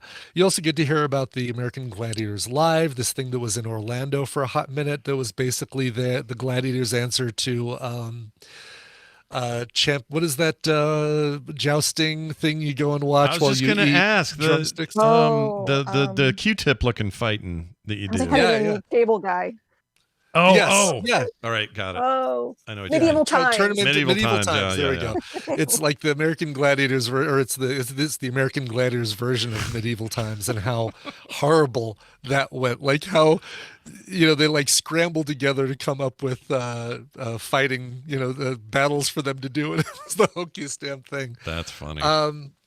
It is fascinating, and it's really well done. It's there's some tongue-in-cheek stuff that happens and very behind the scenes. I mean, basically, they say right at the beginning that, hey, we're going to use a giant screen in the background of our interviews with Johnny Ferraro to show what he's talking about, and kind of a little bit of that. Here's a dramatization, but dramatizations that are actually done pretty well. But But were yeah, the gladiators not protected, like when they got hurt? No. Yeah. Oh yeah, no, there's you see like the big Q-tip fight. One of them knocks Electra off of her platform, and I guess it's not that. It's the hanging upside down from Manette. Electra drops, the gladiator drops, and then the contestant drops on top of her, but Electra's knee is between the contestant and her own face, and the contestant smashes her knee right in her own face and breaks her nose, and it's like, oh my god, the there's a lot of moments where you're watching this, you go, because you're thinking about this sort of thing. They also have Two Scoops, which is the most popular contestant ever to play American Gladiators. So popular they brought him back like 3 or 4 times. A guy named Two Scoops. Oh my gosh! And they interview him a lot as well. It is fascinating, and here's the deal: it's on ESPN Plus. I don't know if there's an easy way to watch this, but if you have cable, you can probably just log into ESPN with your cable stuff. But I'm guessing that you could sign up for a free trial of a 7-day trial of ESPN Plus and watch it there, or I'm sure there might be another complex way that you can watch it. But yeah, is it part of? It's probably part of their bundle. Oh well, I don't know if the bundle deal, the Disney Plus, Hulu, ESPN bundle. Yeah, it is. It is part of that. So if you do have the Disney Plus, Hulu, ESPN bundle, then you do have access to this. Yeah, I think I have it then. I think. I mean, all right, I'll have to figure it out. But those 30 for 30s are kind of across the board are always good. They're never bad. I have not seen a bad one. They're all really, really good. And the newest one is The Luckiest Man in the World, which I'm sure is about oh god, no, I'm blanking on his name today. I feel the disease named after him. Yeah, Gary. Yeah. Interesting. I'm assuming that's what it's about, but yeah, those are always good watches. So again, it's called the American Gladiators documentary. Very easy to find with that name. It's on ESPN, and it is awesome. I'm all in on this. This sounds great. So this will be one I watch for sure. Learn about people who pee in protest of being taken from their comfy tourism in Culver City. Sure. Is it a documentary that may not, like, for my son, he's never watched the old American Gladiators. Would someone like that's never watched the show care? It's probably more about the controversy, right? And less about the actual quote unquote sport around it. It right? is, but you pretty much have to have an idea of what American Gladiators is to, I think, fully appreciate it. Otherwise, you're just watching this skeevy Elvis impersonator, pat himself on the back for a thing that he didn't create. I don't know. I feel like you'd almost be better off let Mateo watch old episodes of American Gladiators just for the cheese factor, because boy oh boy there is cheese. Yeah. He likes to watch the American Ninja Warrior. I wonder if we'll get something similar eventually for that. Yeah. I think I don't see why not. It feels like there wouldn't be an American Ninja Warrior without American Gladiators. It feels like that's all part of it. There may not even be Hunger Games. Without American Gladiators, or Running Man is probably the better example. I really like that Wipeout show. I mean, a lot of the stuff came from Japan. Yeah. Japan has all kinds of crazy Crash. stuff. It created a segment of the culture called Crash TV. I'm in. Yeah. Nicole, let's fly over to you here. Got a little clip for you here. Anything you want to say before I hit play? This is on the newly converted Max. By the way, how are they using Max and not getting sued by Cinemax? Cinemax. HBO owns Cinemax. Do they now? No. They don't own them. Hold on. I thought they were I part know of the same. Cinemax is always calling themselves Max, and now Hold on. HBO Max is now called Max. Oh, you're right. I'm sorry, Brian. You are right. Subsidiary of Warner Brothers, so they're owned by the same people. That's why. Yeah, I guess. Yeah, less that HBO owns Cinemax, but Warner Brothers owns both. Yeah, you're totally right. Yeah, that would be it, because that way they don't care. But it does make me wonder. I have an app somewhere on my iPad called Max Go, which is Cinemax's version of HBO Go. Yeah. Rest in peace, HBO but did Go. So Cinemax isn't merged into Max? No, their content isn't, which is weird. Right? Mm-hmm. Maybe they have plans to. Say, hey, let's just collect it all. They probably have plans to, because they also currently have Discovery as a separate app, and maybe they want to get everything under one roof. I don't know. I'd guess that as well. So when you go into HBO Max, they say, "Oh, you now have to install Max," and it's a pretty seamless. You just click it and it remembers. You have to pick new profiles, so I got a chance to make myself brag. Got a lot more. Did you? They have a lot more choices for avatars. I'm Larry David. Oh, nice, nice. That's pretty good, Brian. That's a pretty good avatar. Pretty good. I'm a little surprised. I'm a little surprised that it made you get it. The apps are almost identical. I don't know why they made you get a new app. Yeah. It's so weird. They just should have converted the existing app. I don't understand why they did that, but whatever. So this was something that was just kind of cruising along, and I was like, I've never heard of this. So I started watching it, and give it a play. Go ahead and play it. And we'll talk about it. All right, here we go. I gotta tell you, I am excited for our dinner. I know. So, do you guys want to shower first, or? I showered right before the plane. Are you a morning shower or a night shower? I'm a night shower, actually. But this morning I took a shower in the morning. So you don't shower when you get up in the morning? I mean, if I have a gig or something to go to, I do. A gig? How long you been singing? Let me ask you a question. After you empty your body, that's when you put on your day clothes and you enter the world? Well, no, I don't. You don't shower after you. Pooping has no like. You poop all day long. So no, you wait. take a shower every time you poop. Do you have a GI problem? You know what? I was thinking about this because you mentioned this the other day as well to me, Jason. You're like, well, you don't shower after you poop, and I'm like, who showers after they poop? What kind of damage are you doing in it? No. All you need to do is just shower at the top of the day and make sure your poop precedes that. Yeah, Okay, So I mean, wake up, have some coffee. but stuff happens. Empty yourself. Literally, shit happens. Then shower, dress, and drive to work.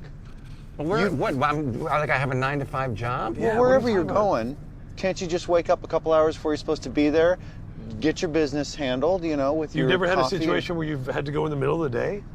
You know who shits in the middle of the day? People that don't get up in time to take care of their business in the morning. So you do your business in the morning, and then you take a shower, and then you're all good for the whole day. Yeah, and that's it. I don't have so But he much. doesn't consume any Yeah, food. I don't eat so much food in the middle of the day that I have to create more room by pushing stuff out of me. Okay? Why don't you just try eating a little bit less and you only shit once a day? Oh my gosh, that's funny. All right. So have you, Brian, do you know what this is? I do only because obviously Did you because watch I've it? had to do setup. No, but it's on my list to watch because I love Jason Bateman. All right, Actually, so I love all three of these guys. So A few people in the chat room, they're like, this sounds like a podcast. You are correct. Yeah. So this is a podcast called Smartless. The group comprises of Jason Bateman, Will Arnett, and then what's his name? Sean Hayes. Sean Hayes. From Will and Grace. Will and Grace, yeah. The guy That's from how Will and I Grace. know him is from Will and Grace. Yeah. He's So the one. He's they- the one that took the shower in the morning in the clip. Yeah, he's yeah. the So they went on tour. So they started this podcast when lockdown happened, and it got really popular. The banter between Will Arnett and Jason Bateman, sometimes I don't know if they're joking or if they're like really mad at each other. So I can only do like one episode a day because that is very thick. They're traveling, they're doing a tour. Their first stop is Washington, D.C., then they go on to New York. So you're following, and every episode or every show, they have a special guest. And like in this episode, it just made me laugh so hard that I sent it to you, Scott. I was like, I am crying. I'm laughing so hard at this. Do the shows feature what they're doing, like the shows they're doing on tour, or it's just the Yeah. stuff around the tour? It's around the tour, and then they actually show some of the episode that they're recording Okay. for their podcast. Not all of it. They give them highlights. And you get a kind of a behind the scenes look. So like they were thinking, well, we're not even going to address the audience, but it's like, no, people are coming to see you, to interact with you. Kind of, kind of like when you guys go to Vegas, right? There's these people have taken time to come to you. Yes, it's just a podcast. You're right. I never even thought about that. Oh God.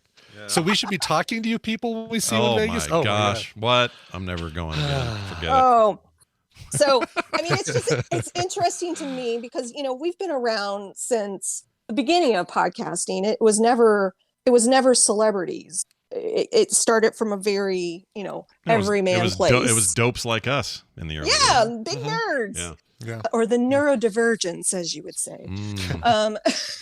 Would we? But now it's getting into what's that? I said, would we?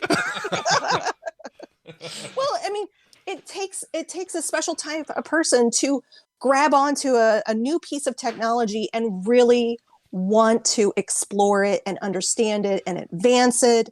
And not everybody's like that. I hate to break it to you. No, it's true. So, they're not. We're We're cool. They're not cool. We're the only cool ones. You guys built your own RSS feeds. So, and I think that's why it feels to some people when celebrities get involved that, it's now mainstream, right? Oh, yeah, it And- annoys the and- hell out of me, honestly. Not so much that they can do it. How it annoys me, it depends on who they are and how they behave. Like a lot of them, great, it's awesome. And it makes sense. They bring a huge audience with them that was already there. So immediate success, it's great. It's not that stuff that I resent. What I resent are the ones that get on there and then after their immediate day one success, they talk like they now own the medium. Oh, yeah. Or they act like they invented the medium. I cannot stand that. Now, when they're not doing that and they're just like acknowledging, and many of them just acknowledge, it's like, yeah, I've had a very successful stand-up acting career. And now I'm doing this podcast, and they just sort of acknowledge it and move on and do cool guests and interviews. Those are great. I enjoy the hell out of that. I'm a fan too. You would like this. I really like this podcast. All right, I just subbed to the audio version. I'm going to watch the TV one. That car conversation just about killed me. It was amazing. Oh my God. It gets even funnier from there. Yeah. They talk about taking baths. I think But the whole point of like this particular capturing of this tour is you're getting to see a side of Jason Bateman and Will Arnett. Yeah. And you're getting to see an inner circle. So you know how every like certain directors have like Tarantino, he has the set of actors that he works with, and like you get to see. So have you seen Murderville on Netflix? No, Murderville. All right. No. Okay. I don't think so. So I've watched it. It's hilarious. It's all ad lib. It's all improv. Will Arnett plays a detective, and then he has guests come in to solve the murder. So it's like, you know, those murder dinner parties. I want to say we've recommended. You have recommended this. I think I did. You totally have. Yeah. So I didn't realize how close Will Arnett was to Jason Bateman until I saw this Smartless, and you start to see the inner circle of those of those actors, and it's actually really kind of neat to get to see behind that and kind of piece it all together. I'm like, oh, that's why Jason Bateman was on Murderville, because he's really good friends with Will Arnett, and oh, why is Conan? Oh, that's why Conan was on it. And, like they're all kind of in the same in this inner circle. There's something about Jason Bateman and Will Arnett actually being close after all these years that I really like. I really like that idea. For all the Arrested Development, you know. The Job and George Michael or whatever was that his name? What's wrong with me? No, Sarah was George Michael. He was. What's wrong with me? What's his name? Shit. Marty? No. Oh my gosh! Why can't I think of his name on there? He's the central character. Was it just Michael? Was it just Michael? Michael. It's just Michael. Yeah, it was just Michael. Yeah. But to know that somehow those two spun out and still hang out, I don't know. There's something really magical about that. I love that. That's great. It's wonderful. Yeah. And I like that, by the way, Jason Bateman, what I really like about it is him sitting in the back of the car being all snarky like that. That is so much like his character on the show when he was trying to deal with his weird siblings. He's very similar to his character. Yeah, I love that. I think that's great. Does his sister show up? Do we get Justine Bateman at all? I didn't. So I'm only, like I said, I can only take about one episode a day, and I just started watching it because the snark between Will Arnett and Jason Bateman gets a little rough to watch at times. Yeah.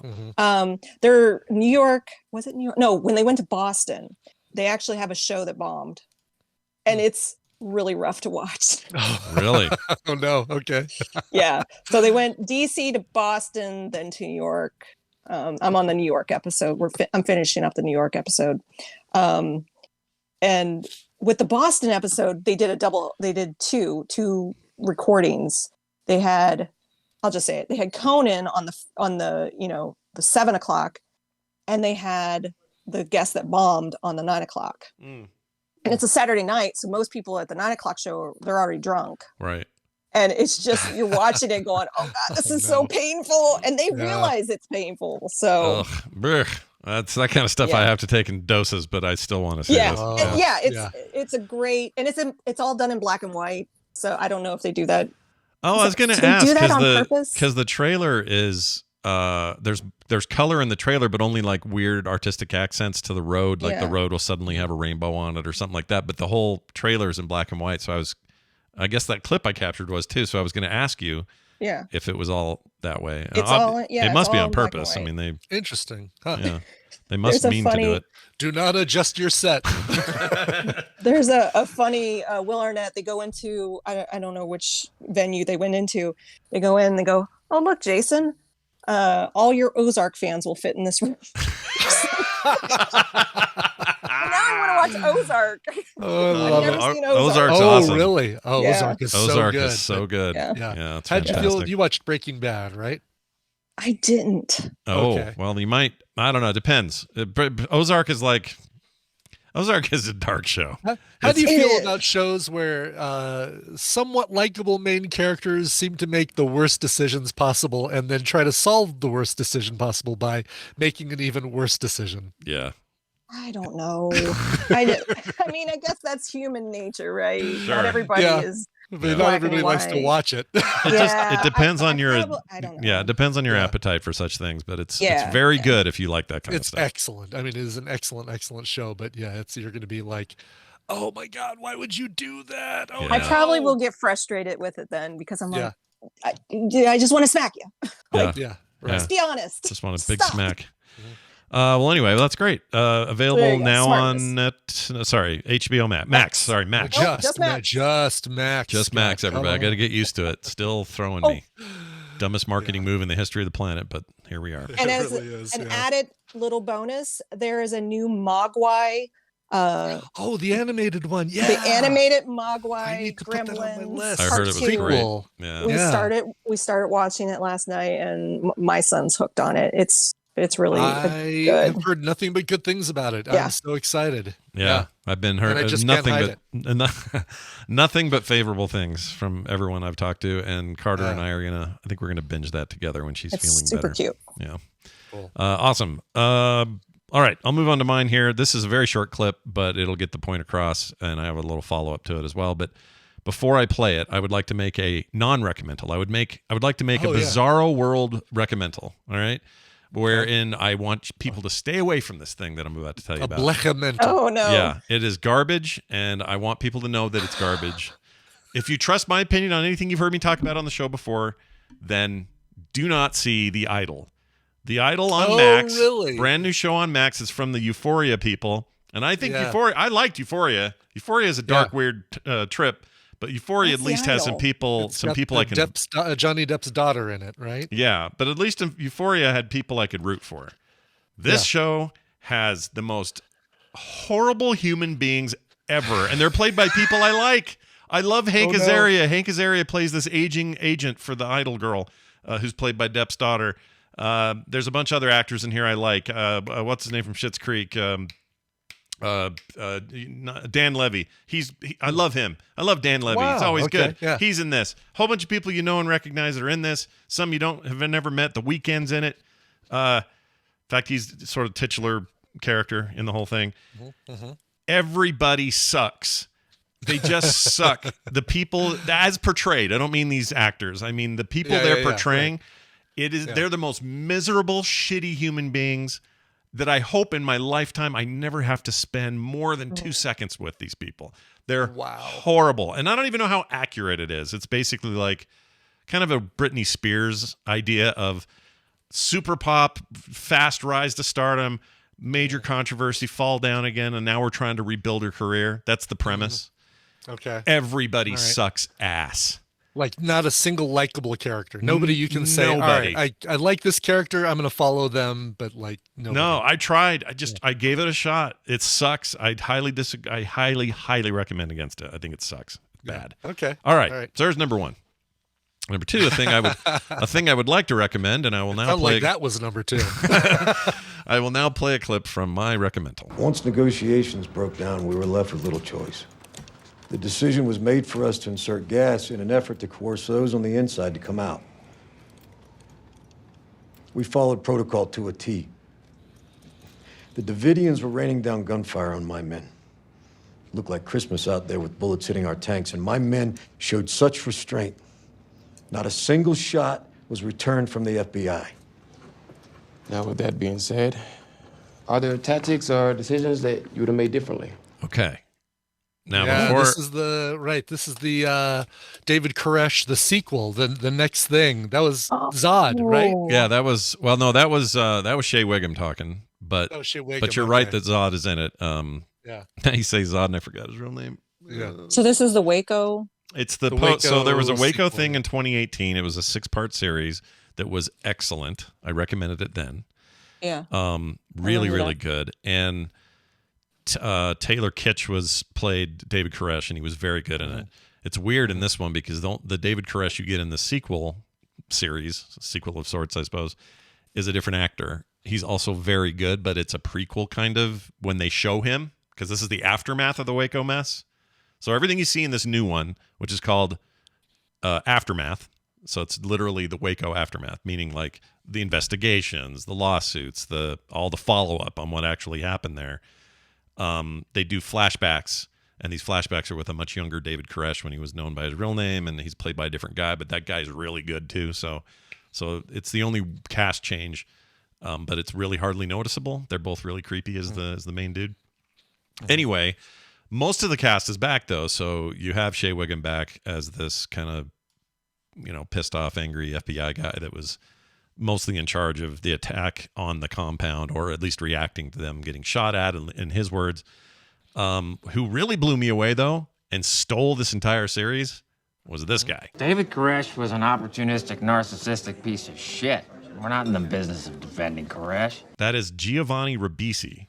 Oh, wow. And Really? Sound like Buscemi. Yeah, he did a little bit. A little bit, yeah. He did a little bit. You're not wrong. And he plays this lawyer who's famously, I guess, like this guy, but he plays this lawyer that repped 3 or 4 of the people who escaped or that were let out, and then later had to represent them in court as being part of, they were being charged by the state as being part of the conspiracy that opened up fire on the agents. Anyway, he's so good. He chewed up every scene he was in. Giovanni Ribisi better get a frickin' Emmy for his time on this series, because he's amazing. He's so good. I cannot say enough about Giovanni Ribisi. I've always liked him. He's always been great. Yeah. But something here was next level. He made me laugh. He was in some ways very heroic, in some ways very pathetic. Like, I can't even explain the depth of the character. He's so good. Anyway, it's called Aftermath. It is the Waco sequel series. It just came out on HBO, or sorry, Showtime. Showtime, yeah. Which is where I watched it. And everybody's good in it. Here's the only thing I would tell people.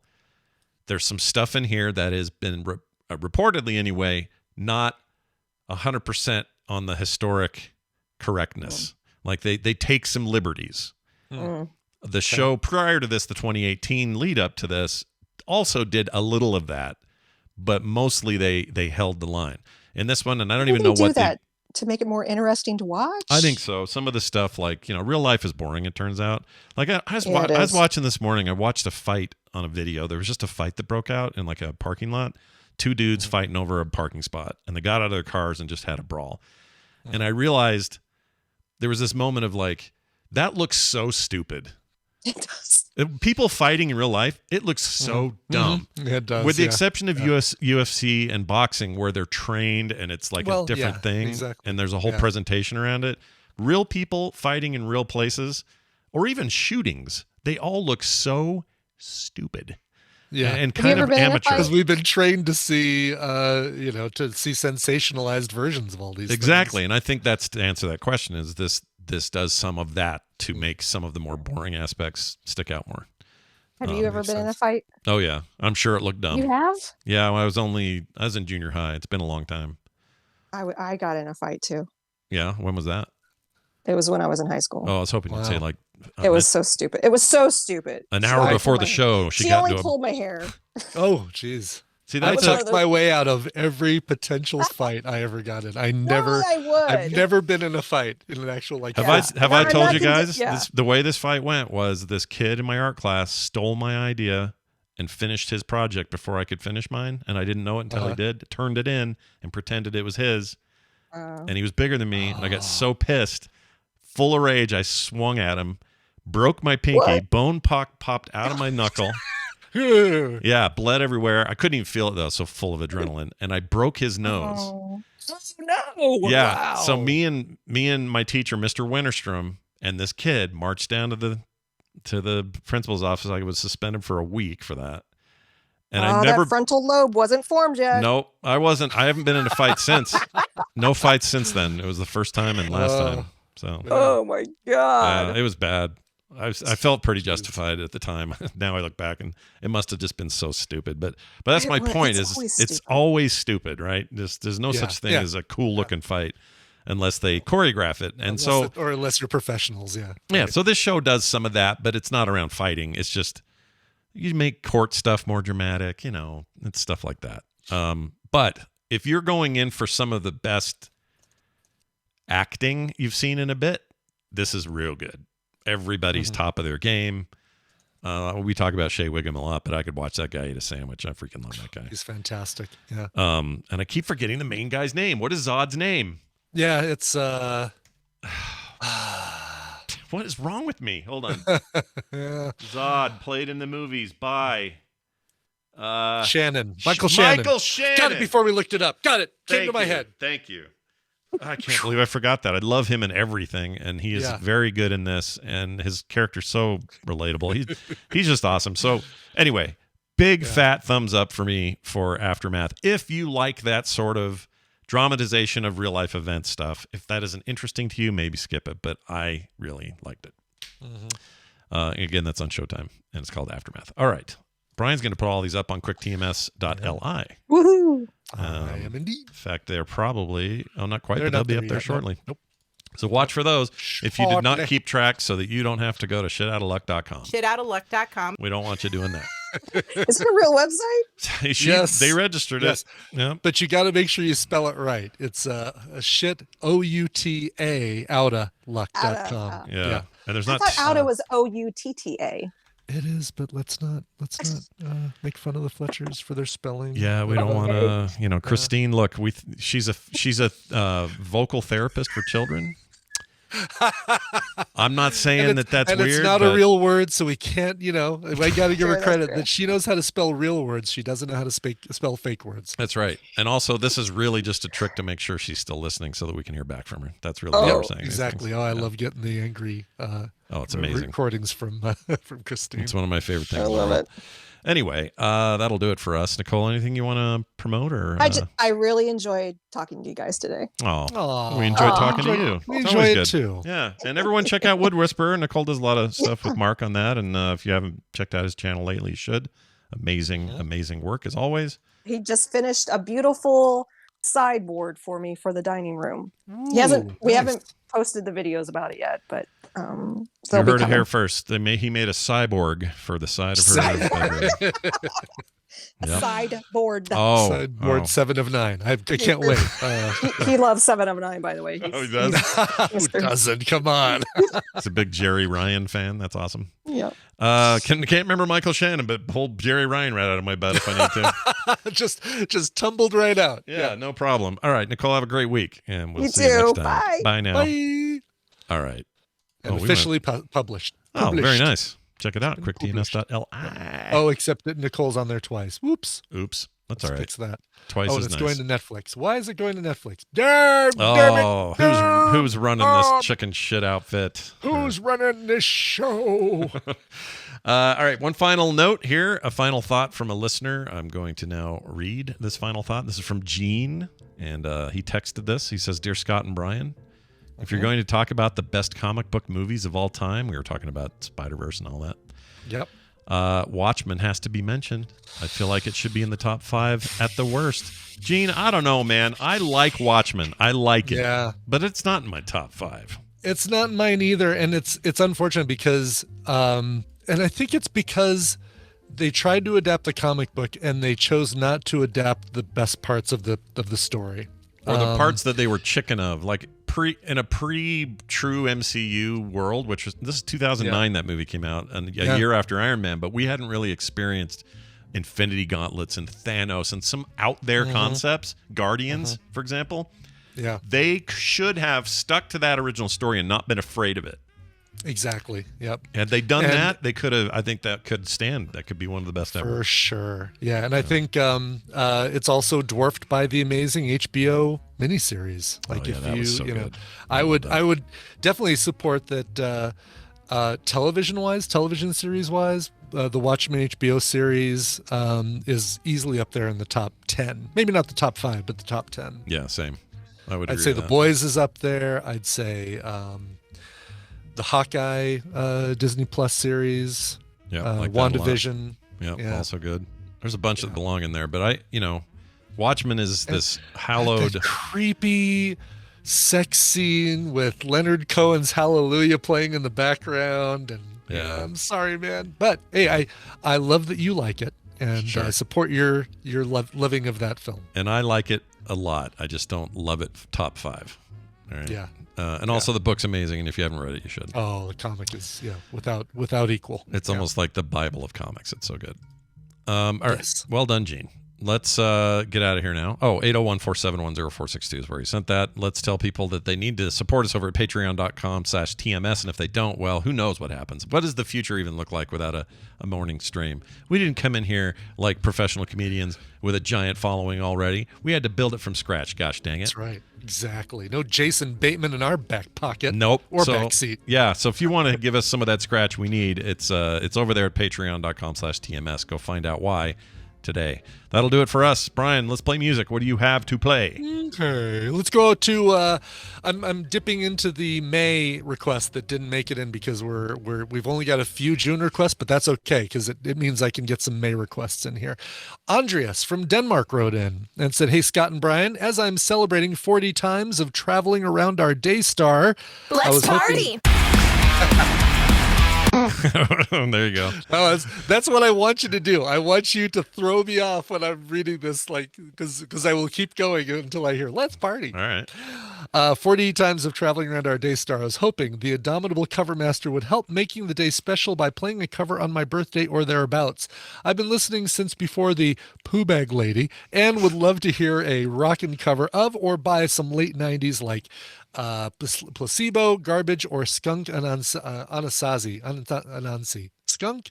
I always pronounced it Skunk Anasazi, but looking how it's spelled, it's not Skunk Anasazi. Is that like Skunk Anansi? Anansi, kind of like Anansi Boys by Neil Gaiman. Yeah, I love that book. I don't know. Anyway. I always thought it was Anasazi as well. So I thought so too, unless maybe he misspelled it. Could be. But listen, his English is way better than my Danish. Keep up the great work and maybe test the ship's phasers once or twice. Love the show though, Andreas. Oh, we got a phasers. Hold on, I got it right here. Here it is. Let's do that phaser one here. Let's test the ship's phasers. There you go. There you go. And the people are confirming it is Skunk Anansi. Anansi or Anansi. Yeah. All right. Had no idea. Or Skung Anansi, as Lucky Phil puts. Very unlucky. That's a whole different thing that needs to be corrected now. All right. Well, he said Placebo. Placebo, one of my favorite 90s Britpop groups. I'm still big into the Britpop. One of the playlists that I go to all the time is the I Miss Britpop playlist on Apple Music. You just search, you'll say, "Hey, SIRI, play the I Miss Britpop playlist on Apple Music," and you'll be transported to a time when Pulp and Oasis and Blur and Feeder ran the airwaves, at least the ones in the UK anyway. Sure. Placebo is great. On their Sleeping with Ghosts album from 2003, they had a bonus disc that was mostly covers and include this one right here. Listen, if you're not singing this song from Stranger Things, then by golly, you're going to love this. Here is Kate Bush's Running Up That Hill by Placebo. If you like what you just heard, there's a very good chance you will like all the shows on the Frog Pants Network. Get more at frogpants.com. Call next month for new message. Okay. I'll do that. Yeah. Kate Robinson, he did say,